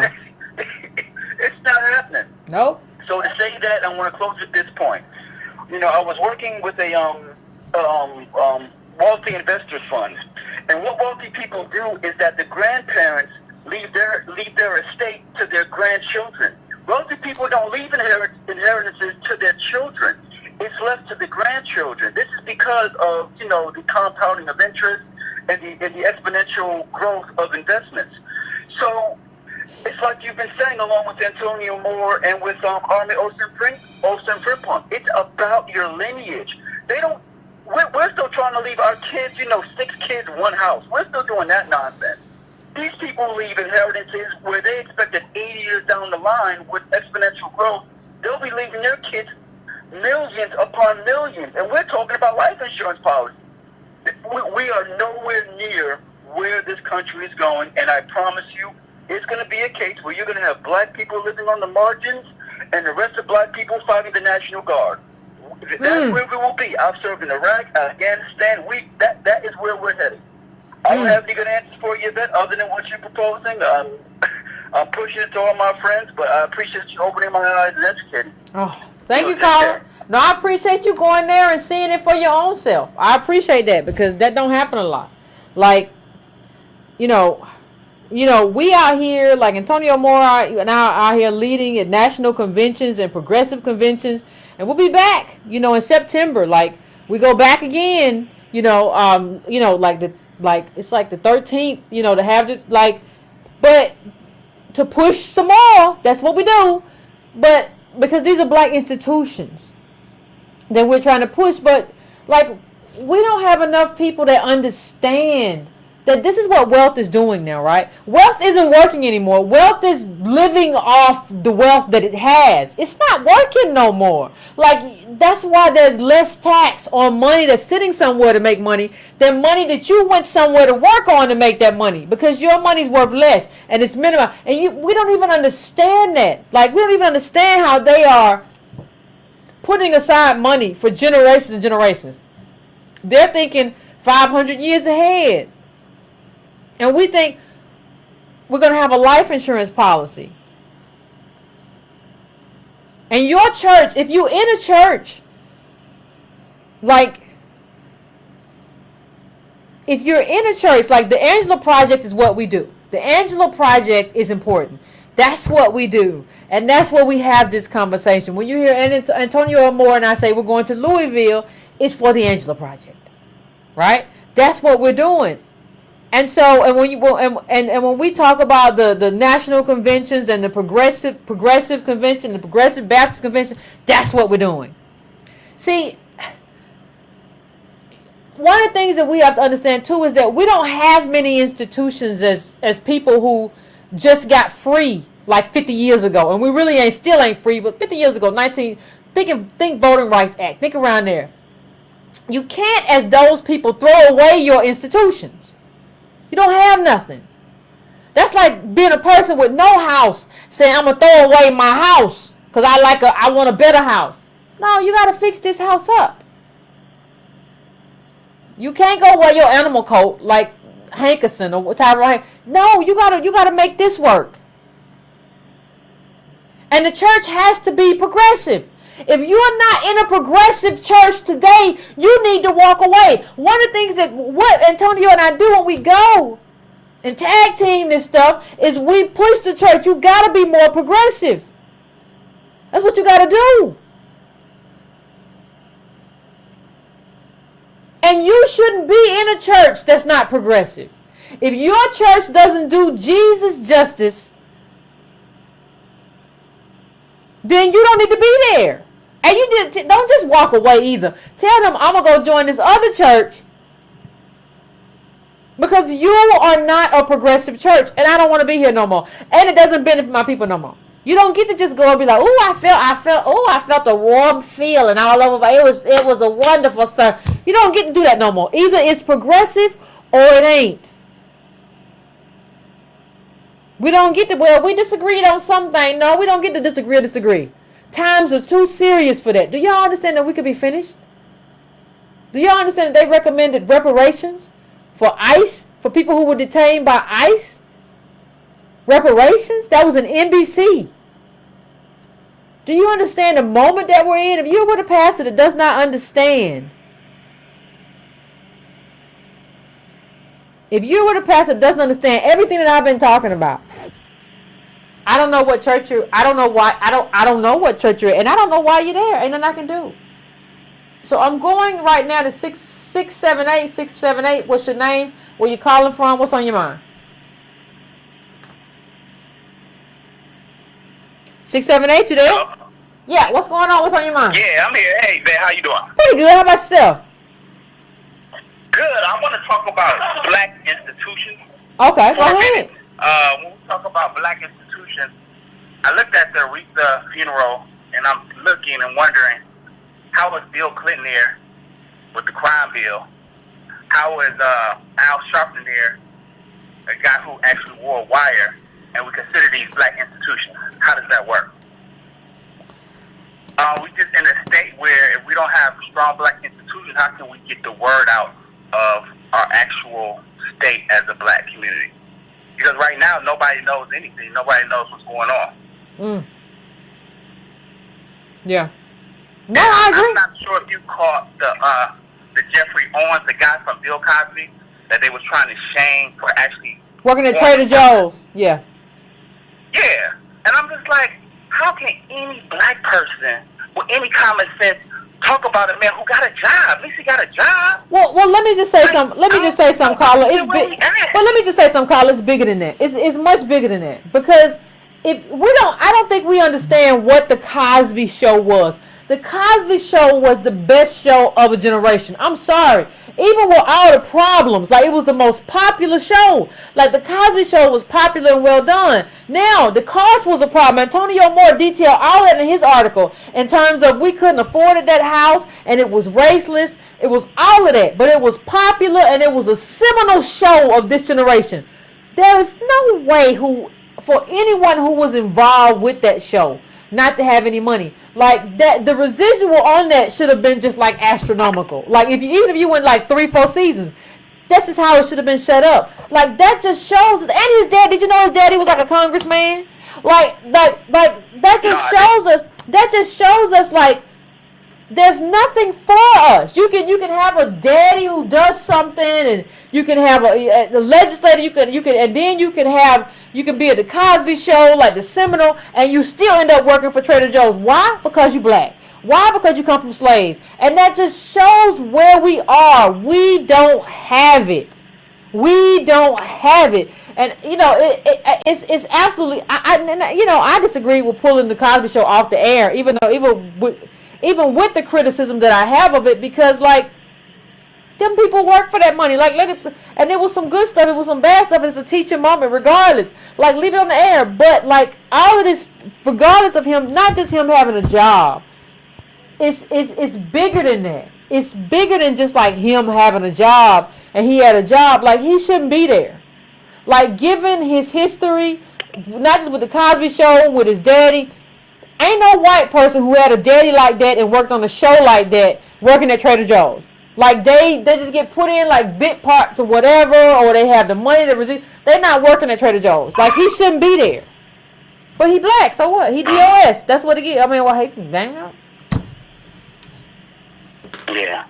So, yeah, and back to that, the institution. If we don't have an institution, do you think we can get on the same accord as the people? Well, it makes it much more difficult, though. like the one thing we should definitely reform our institution. Like people are like, well, I'm tired of HBCUs. No, HBCUs do a lot, but what you want to do is reform your HBCUs. What you want to do is get good management at your HBCUs. Same thing with your churches. But we got to take over these churches. One of the things that's the problem with HBCUs and churches, people want to run away from them as opposed to taking them over. No, you got to run the preacher out of there. You don't just lead a church. You run the preacher out of the church. You don't just lead the school. No, I ain't gonna. No, you run the president out. You run the board out. That's what you do. And Howard is better at that, even though they're screwed right now. But Howard has always had protests and has been trying to run people out. Howard has more protesting when I was there, protesting before that. But what you do instead of leaving the institution, instead of abandoning the institution, you got to take it back, and you got to tell the preacher that he got to go. We're going to find somebody else who's better at politics and everything else. I don't need to hear you holler no more. I'm beyond that. I don't need a pep rally. I don't need a Jesus with pom-poms. I don't need a Jesus cheerleader. I need some real stuff. I need some real, and you're not the person for it. Instead of leaving the church, run the preacher out the church. Yeah. Thank you, Yvette. Thank you. No, thank you, Carla. I appreciate you. Love you. I appreciate you. You have a good night. You too. I am going now to 706. 706, I'm coming to you. What's your name? Where you calling from? What's on your mind? Yvette, this is Darius Lane calling for North Carolina A&T. Hey, I remember you. What's going on? Yvette, as an HBCU student who currently at North Carolina A&T, our school graduates more black engineers than any other place in this nation. And the fact that you have people at Howard University, because Yvette, Howard was my first choice. I really wanted to go to Howard. I wanted to go to Howard for the sense of pride. I went to Howard over to USC.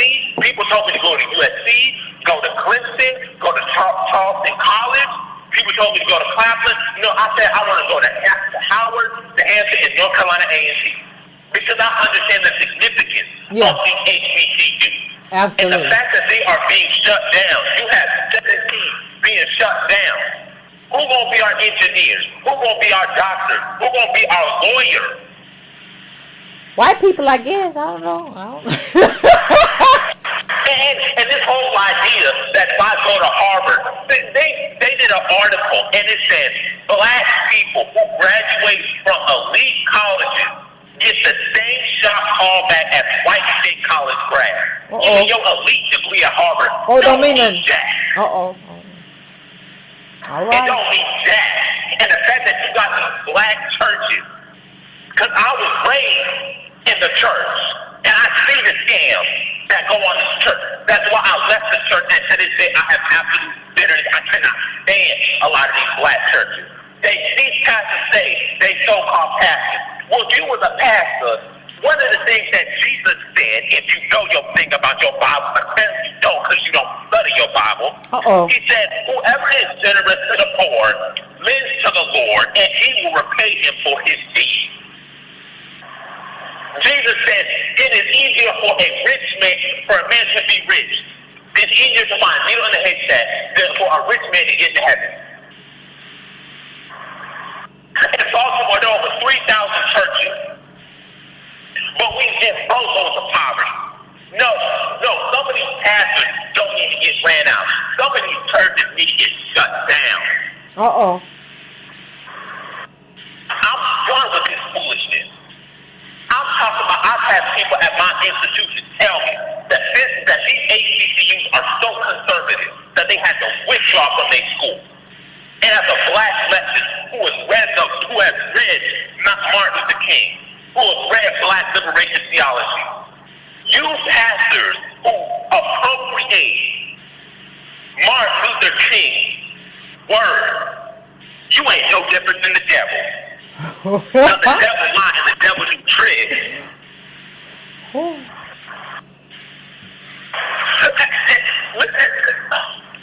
I find it so ironic that you have this black respectability policy. Yet didn't Nat Turner, who started a slave rebellion, use the Bible? I'm just curious, where do these interpretations of the Bible come from? Because on one hand, it sounds like I think we lost him. I think we lost him, ladies and gentlemen. I think we lost him. Um, the cell phone's back now. 615. I'm gonna try to get to like 3 calls real quick. So let's try to make it real quick. 615. What's your name? Where you calling from? What's on your mind? Nashville, Tennessee. What's going on? I wanted to let you know something, that you are doing an outstanding job. Thank you. And you also have individuals who are above your age limit who do feel strong about what you're doing. I appreciate it. And I'd like to tell you this, to just encourage you. Until the black leadership starts telling the truth, we are not going to make the progress that we should make. But you have to stand up and fight for what is true. Yeah. And beyond that, if you don't, then others are going to always take over. Now, I was born and raised in Mississippi in the civil rights era, 52 through 69. But beyond that, I've also integrated a school down there 4 years before immigration came to the state. So I've been in the middle of it for a long time. And I do know this, that it doesn't matter whether it's business, the church, education, or whatever. Unless you stand up and stand for what you know to be right, then you don't go anywhere. Because you become a shaft in the wind. But the thing that you're willing to do is to tell the truth. This thing about Jasper Williams, when I saw that, I was wondering how that could be used in a positive way. And the only thing that I could see to come out of it was what you were doing. You have a national platform to challenge this. When you stated that Rachel Maddow was not going to do anything about it, and the other programs weren't going to do anything about it, you were absolutely correct. I saw it with Trayvon Martin. I wrote them, and I told them how they could challenge that verdict against Zimmerman whenever this lady testified in court and introduced evidence that he said, "Why is this cracker following me?" That became a racial piece of evidence. The judge would not accept that because the lawyer would not introduce it. So they did not appeal that opinion on evidence that had not been challenged. Even these things continue to go on, and until we do what you are doing, won't anything happen. But don't you give up. Keep on telling the truth, and it goes a long way. Appreciate you, but I assure you, sir, I'm not going anywhere. It's the Breaking Brown family. I ain't tired of me. I ain't tired of talking. I ain't tired of going. I ain't tired of having a conversation. I ain't tired of fighting. When the Breaking Brown family gets tired, then it is what it is. But as long as they here, we gonna have to we gonna do what we gotta do. Because you need wind at your back. If you don't have people supporting you, like that's what it is. If you don't have money, you gotta have people. 470. What's your name? Where you calling from? What's on your mind? Hi, Yvette. This is Brittany. Hey, Brittany. What's going on? I'm good. So I just wanted to call in to talk because I did go to Howard. Oh. And I just want to give my perspective on everything in regards to the black HBCUs and specifically at Howard University. All right. So I think that going to Howard University or any HBCU on the surface level, it can be seen as a good thing. But I want to say from my personal experience, because I went to Howard back in 2014, which isn't that long ago. You young. You's a baby. Yes. So I want to say I did go to Howard and I did have an experience, but I won't say that it was the best experience. And I will say this contributes to the fact that the young man who was in the financial aid office, part of the reason why he did what he did with the extravagance and so forth. So at Howard University, as you know, that it's in the heart of D.C., but it's also in the hood of D.C. And a lot of the black students that go to Howard University, what a lot of people who are black on the outside don't really get to see, except for if you're in that surrounding area, is that a lot, not all, but a lot of the black students that go to Howard University have a, there's a attitude of almost black-white supremacist. And I know that, and I don't mean to offend nobody who else went to Howard, but I'm just being honest. There's a black-white supremacy at Howard University where the black students that go there look down on some of the black people outside of Howard University. A lot of the black students who go to Howard went to predominantly white schools. But let me just say something. Let me just say one thing. When I was at Howard, I agree with you sometimes. I agree with you about the looking down. But when I was at Howard, sometimes they used to rob us. I don't know if that happens anymore. No, and I get that. But I do want to say this, and I've heard that as well. But I do want to say this.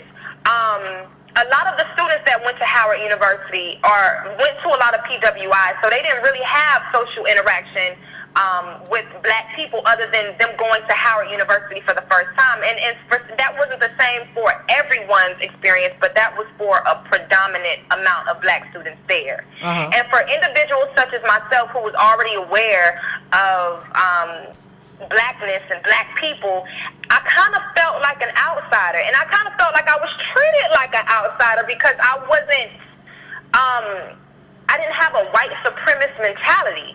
Now, again, when I say on the surface, a lot of people look at Howard as this great institution because it is promoted and prompted and, up as this black institution that's promoting black people and black intelligence. But it's really promoting black people to learn how to be good workers for white people and for white corporations. I had a girl tell me one time, a student that was out there, she told me, I can be black, but when I go out in the workforce, I have to put on my white face. And it was like, this is what Howard University is really promoting. And then on top of that, when you go into the library, one of their main libraries, they have Howard, who is a white man, his face is right there. So it's like, it almost felt like being a slave. But let me just push back against you a little bit, Carla. Let me just push back a little bit. Mm-hmm. Sure. Isn't that what's necessary? No, I'm not trying, but I'm just saying, I went to that and I saw that too. Like, Howard was a place that told you, this stuff happens, but this is the face that you have to put on to be successful in America. Now, what I'm saying is, isn't that true? Like, but see, I understood there were two faces. There was my true face, and there was the face that I needed to kind of put on to kind of do what I need to do in terms of how to navigate my life. Like, I'm just saying, like, is that necessarily a bad thing? What I'm saying is, that's a great thing, because even Malcolm X said that you have to learn the ways of your enemy, learn their language in order to get in and get whatever it is that you need to take. I get that. But we were not amongst white people, and we were still being taught and trained to... But we gonna be. Or to hold white... But I'm just saying, at Howard University, I mean, you went years ago, but I'm just saying from my personal experience. I'm not talking about anybody else's personal experience. But when I was there were black professors that even held white supremacy at a very high standard, and we were predominantly black. I've seen white professors at Howard University, have racist undertones. See, the thing is with white people, they're very covert with their racism. But because Howard University, the people at Howard University had this, I'm not going to be beneath white people mentality. I want to be at white people's level. Well, we shouldn't have been, that shouldn't have even been a thought. If we are supposed to be a black school, why is it here's the thing. Here's the thing. There is no black school, wholly black school in America. We're 14% of the population. I don't know if, and I know you're younger, so I don't know if younger people understand. Part of being at Howard is understanding how to navigate the monster that is white supremacy, and part of that is understanding how to put on a different face. But when you're trying to make that as the pinnacle, you're not trying to teach about blackness in a black society. If it's supposed to be what black society? Why is it that we didn't get what black society? To learn about who we were as black people? What black society though? Teaching us how we needed to be as black people. People. How does that was crazy. But how does that translate? Learning about black people in black society in America, which is America's not black people in black society. But I'm saying that was my experience. Again, this is nothing. This is your experience is separate from your experience, but this is from 2014. No, but I'm asking you about your experience. Uh-huh. No, I'm not talking about my experience right now. That's what I'm saying. I'm asking you about your experience. And so why do you want to learn about black society when America's not a black society?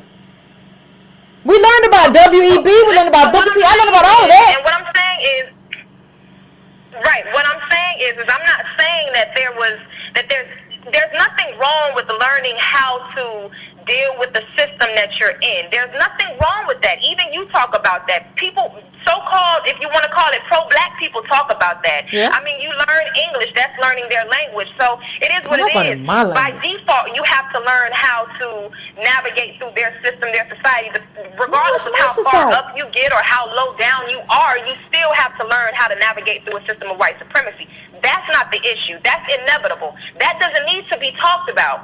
What I'm saying is that being at an HBCU, Howard University did not teach us how to appreciate our blackness. They taught us how to be black people that worked for white folks. They taught us how to be good house niggas. They didn't teach us about how to be black. Well, that's what HBCUs were built for. HBCUs were, like, Tuskegee was the best house Negro school ever built. I don't know why people, like, get so hopped up about it. That's what HBCUs were kind of built for. Like, how to teach you that. That's the history of HBCUs. But let me ask you a quick question. What was your degree in? Physician's assisting. Okay, mine was political science, so I had a little bit more. I had a few professors who were probably a little bit more radical than the professors that you come into. Degrees make a difference, I think. So I had a little bit more black radicalism in what I learned. But you gotta understand that HBCUs were formed, and I'm not being upset at HBCUs for that. They were trying to keep us alive, and the way to keep us alive at that time was to teach us how to shine white shoes. Right, and so, like, we are navigating within that structure. But understand, private white institutions ain't no better than that. Like, they ain't no better than that. Like, right, but what I'm saying, Yvette, what I'm saying is, and again, this is not to knock any HBCU, because my sister went to FAMU and has her doctorate. She has her PhD. I went to Howard University and finished as a physician's assistant. But what I'm saying is that I'm not discrediting the good part of Howard. As I said, the first thing that I said when I called in was that, on the surface level, a lot of these HBCUs are very encouraging as far as the good things that they do for the black students, but we're not talking about the reality of it. The reality of Howard, and part of that goes back to, I wasn't able to finish saying what I was going to say, but part of the reason why that young man was so focused on his fashion, and not to blame anyone else for his actions, but let's just be very clear. This didn't happen too long after I left. Like I said, I was there. I got there in 2014. So part of the reason why he was so focused on the fashion and the materialistic and the vanity of it, of his experience, because that's one of the things that Howard University promotes. It's a very classist system at Howard University. Ooh. It's very classist at Howard University. And not only is it very classist, but they still promote colorism at Howard University. Oh my! See, even when I was there, I didn't have a colorism thing. I wasn't a part of the in group, and I'm about as light skinned you can get. But I wasn't even a part of no in group when I was there. And I understand that. And I'm not saying for you, because again, some people might think that was a different time, or because it was, at a time that was closer to certain Jim Crow eras and so forth, that you probably. I graduated for everybody out there. I graduated Howard in '99. That's when I graduated. So go on. I'm sorry. Right, but what I'm saying is that Howard University promotes a lot of colorism and classism, and that's just something that a lot of people don't want to talk about. If you were a dark-skinned female in particular, and you were not African or Caribbean, but you were African American, you got treated like shit. Now, in some cases, if you were a dark-skinned female and you chose to be the light-skinned girl's flunky friend, then you were given a pass. I had a dark-skinned female who was she worked as a what do you call the people who work in the dorm rooms? The RAs? Yes, she was a dark-skinned RA, and she was about in her 30s, and I think that she was completing her PhD, and she confided in me and basically was letting me know that, part of the reason that she felt that she was kind of dismissed in a lot of conversations with some of the people at Howard was because of colorism. And when she said that, and because she said that she felt because she was dark-skinned, and when she said that, I was like, oh my gosh. It was another time when I first got there, the first day that I got there to get my ID, there was a dark-skinned girl that had took her lecture, and the bougie ass black girls, and it was an older black woman who with the younger black girl that said, we need to lighten up her photo. I couldn't believe it. There was a couple of incidences as far as classism there where, you know, I was speaking to a professor of mine, a black history professor, as a matter of fact, who was gloating over the fact that the Bushes, I guess the Bush family, as far as George Bush and his family and so forth, they founded some type of product in order to give us an image of what black people looked like at some part of some point in history. And I couldn't believe it, because it's like, we're supposed to learn about black pride, yet and still y'all are still holding up white folks and white supremacy, and we have to praise these folks, and we have to praise light skin. So these are things that people don't want to talk about with Howard University, because they want to talk only about the prestige, but they treat black people like shit, and they treat those foreigners that go out there a lot better. And if you're not light skin or damn near white skin, or if you don't have this overly bourgeoisie mentality, then you're treated less than, particularly if you are a female. And I've had plenty of dark-skinned females confide in me, and I couldn't believe, you know, we're supposed to be in a black institution, and the darker you were, the more proper you had to talk. Otherwise, you were treated like a hood. And this is a reality, and these are things that people don't want to talk about. Oh, John. Now listen, I'm not saying you're wrong. I'm just saying, listen. I believe that there's a light skin advantage. For me, however, I'm not saying that you're wrong. No, you went during a different time than me. I graduated in '99. I'm just saying, for me, the light skin advantage I've gotten in my life has been mostly around white people, and not at Howard. But I'm not saying you're wrong. But there's a pedigree. I agree that there's a pedigree advantage when I was there. Like what you're describing is different. That doesn't make you wrong. It's just different. The pedigree advantage was I saw when I was there. Like, it was an advantage of people who were got to be AKA because my mama Nim was AKA and they were lawyers or whatever. I saw those people getting advantage more than necessarily light-skinned people, because I didn't get no advantage. But you get advantage in society because society thinks you probably have a white parent. So I see that advantage for me, but I didn't see it as much at Howard. What you're saying is that you've seen recently you've seen the light skin advantage much more. I'm very well aware, and I'm very in tune. I'm very spiritually in tune with my environment. It's not just about the facts that you read on paper and the numbers. That's cool and that's great. That's great to have, because people tend to listen to that more than they listen to a whole different part of a reality. The reality that you see, the reality that you experience, the reality that you've seen other people experience. If we're supposed to be a black institution, why would you ostracize black people based on color, based on class, based on this, based on that, if we're all there to get our education? I've seen that. Because classism, because classism exists at Howard. Have the same for black students, yet and still they prop up white students. I've seen white professors who do covert racist stuff at Howard universities get treated like kings and queens walking through the hallway. That would have never happened at FAMU. That would have never happened when I was there. I only saw one white. See, everything has changed. Understand, everything has changed. I understand everything. I understand a lot has changed. When I was at Howard, I only saw one white professor.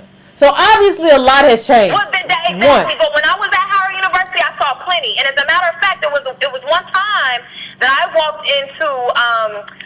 You probably remember the building, Yvette. I can't remember. It was the chemistry building, I believe. It was across the street. It was not across the street, but it was across from the cafeteria. So you have to go over that little hill, and then you go in that little building. I know what you're talking about. I know exactly what you're talking about. And so I went in there. I had to go to the little chemistry whatever, it was the place that you go to sign in or whatever, or sign up for a class or course or whatever. So I had to go in there, and there was a black woman a black professor that was standing talking to this white professor. And one thing that I've noticed about white men is that a lot of the times when they're asserting their dominance as far as physically, they stand with their legs spread apart, and they have their arms crossed, and they have their head up, and they're just kind of looking down. down when they're speaking to a black person.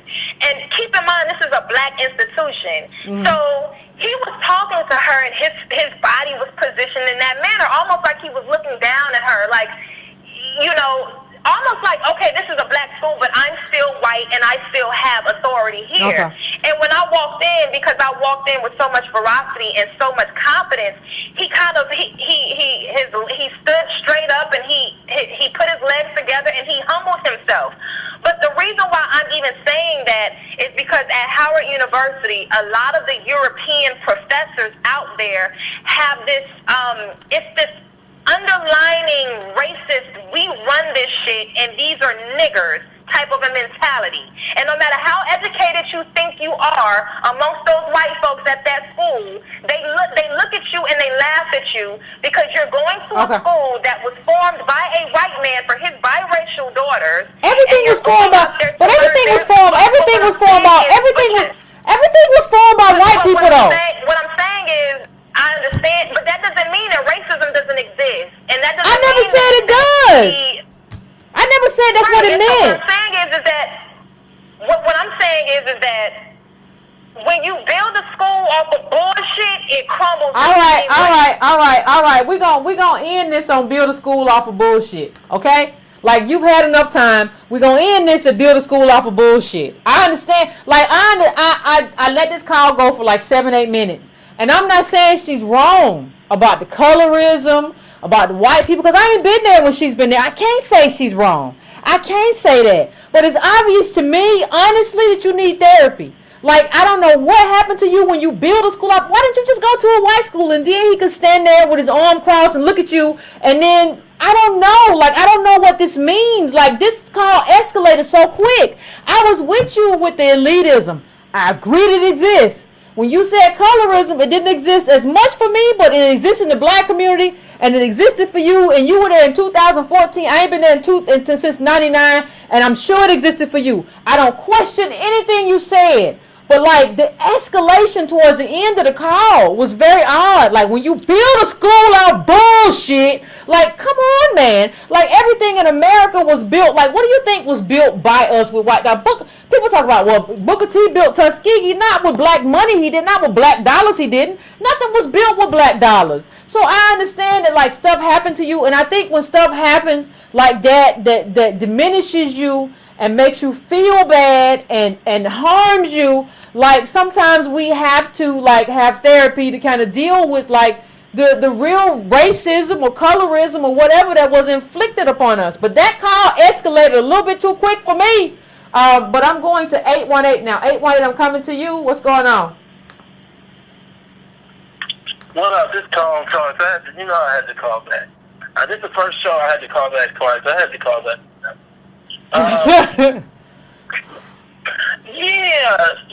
I talked about raceless, wealthless, and I'm not going to call this one moralist, but children. She didn't understand she was talking to an elder.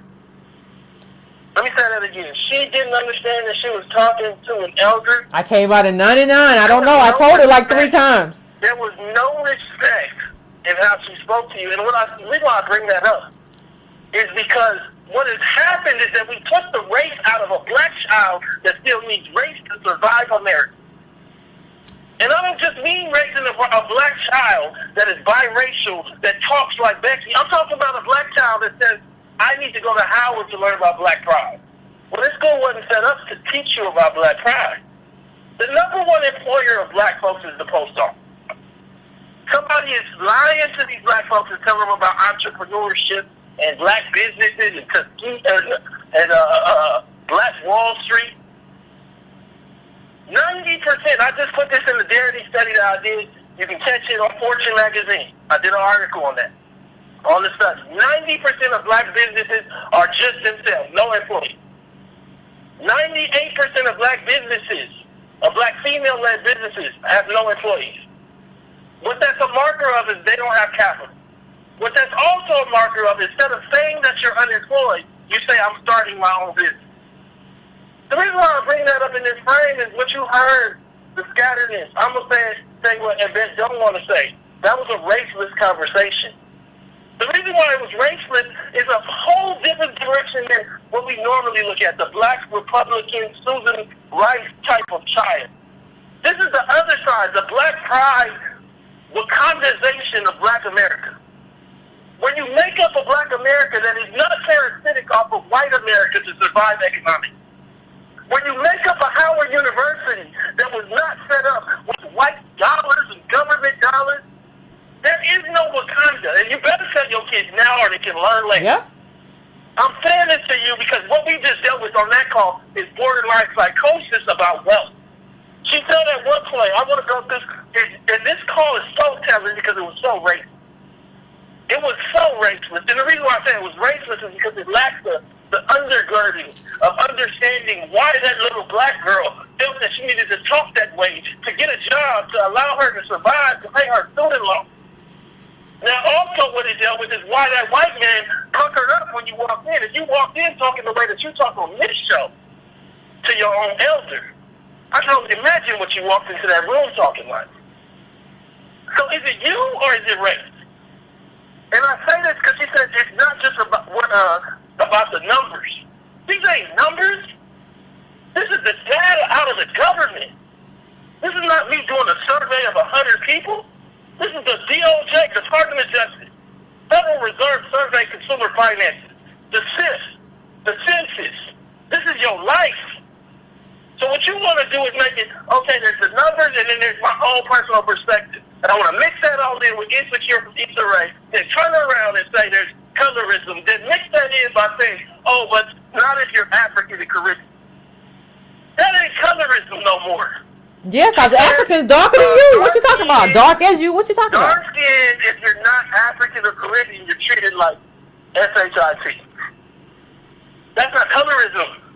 No. That is not colorism anymore. It's either everybody that's dark is treated the same way or not.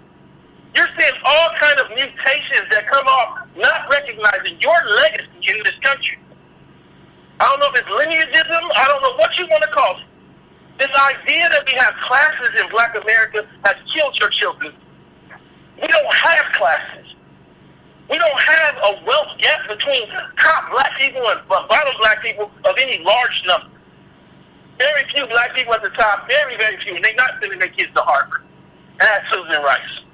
Ask Puff Daddy. Stanford, UCLA. I'm saying to you, the kids at Howard are not the kids that have class. Like a class difference in terms of wealth. So this misguided kind of concept that what we see is this fashion guy because there's this class in Howard. No, black ghettos have Louis Vuitton and Gucci all around, just like Howard. So this idea that outside of Howard people are dressing in slave clothes, and then on the campus they're dressing in Gucci, that's a lie. You gotta make that man own it. Get the band came from rap. It didn't come from Howard. And I feel like when we see the whole thing, she said she graduated in 14.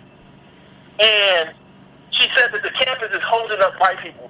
The campus is a reflection of white people, like everything around. We live in a country where white folks own almost all of the land. They own almost all of the wealth. It isn't just about being 14% of the population. It's about being 14% of the population with 2% of the wealth and 85% of the drink. And nobody seems to get it. All I'm saying to you is that was scattered. You call in with a point, you get it honed down, you can't come in scattered, and you can't sit here and make racist points about black pride. You're not paying $30,000 to Howard to learn about black pride. Now, they are trying to get you a job because you work in class. And your mama might be working class. And you can blame Howard at the end if you didn't learn enough about Marcus Garvey, or you can be honest about the fact that you need that job too. That's all I wanted to say. Appreciate it, Tone. I was gonna take some more calls, but I'm gonna leave it right there. I'm sorry. We had 2 hours and almost 30 minutes, and I know Tone came in again, but God, that call kind of bothered me because let me tell you why the reason it bothered me. I never said she doesn't have a reason to be hurt. I never said that she's not right. In terms of like what happened to her, I can't talk about what happened to her while she was there. I wasn't there with her. But like at the point to which you say like everything's not data, well the group is data, but your individual life is not data. That's true. at the point to which you say that, and then you kind of be like, a school that was formed on bullshit. Like, no, that's a bridge too far. Do you understand that you escalated too quick on somebody who just said that, like, it didn't happen to me that way? What happened to me was, there was always classes. It's not a real class because these people ain't got no real money no more. Like, black people don't have real money, but like in terms of like my cousin went to Howard, or my granddaddy, my daddy, or whatever, or my daddy's an attorney, or my daddy's a doctor. They saw themselves as different. I think that as I'm thinking about this though, I think the key difference is that I never internalized it. And I think that is the key difference. Like, even in terms of the people who thought of themselves as elite, this little small sliver of people, I never internalized it. I never saw you as elite or better than me. For what? You ain't got no money. Like, and so,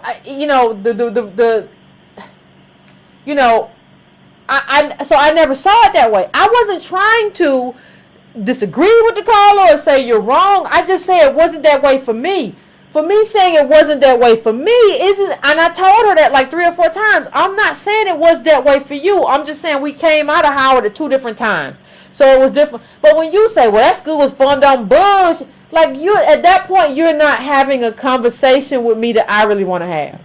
Like, because of how you escalated, because of you can curse every now and again, but like everything in America was formed with like white people. For the most part, they're still standing because they got all the money. So it's your institution now. What are you going to do with it? Like, if your idea of what you're going to do with it is just going to go around and slam it and call it garbage, then I'm not with that. I'm in favor of transforming things. I'm in favor of making things better. I'm in favor of, hey, if it is that, let's But I'm not in favor of, we have this thing now that we have where we just want to down stuff. And we feel like that's empowering if we talk about all the bad experiences we had, everything that went wrong. I could count off what went wrong with me at Howard, but like, what are we going to do? What are we going to do to change that? Or are we just going to talk about it like we all Cardi B? I don't want to do that. Like, I want to be an agent of like change in a positive direction. I just don't want to be negative about what happened to me. I want to make the next dark-skinned girl who goes into Howard not have her experience. So my question is, how do I make the experience better for the next dark-skinned girl that goes into Howard, so that she doesn't have the experience that she had? I don't want to just say the school is garbage or whatever and just be upset. Like, you still upset. You came out like 2014 or whatever. You still upset. That's 4 years ago. Like, I get it, but it's just like we have to, like, I don't know. We need lineage therapy, and it is what it is. But, I appreciate everybody that called in. We're at 2 hours and 32 minutes, so I'm going to let it go for this evening. And we'll be back to have a conversation on Wednesday. Happy Labor Day. Please subscribe. Please like. Please do all that good stuff before you leave. Appreciate you.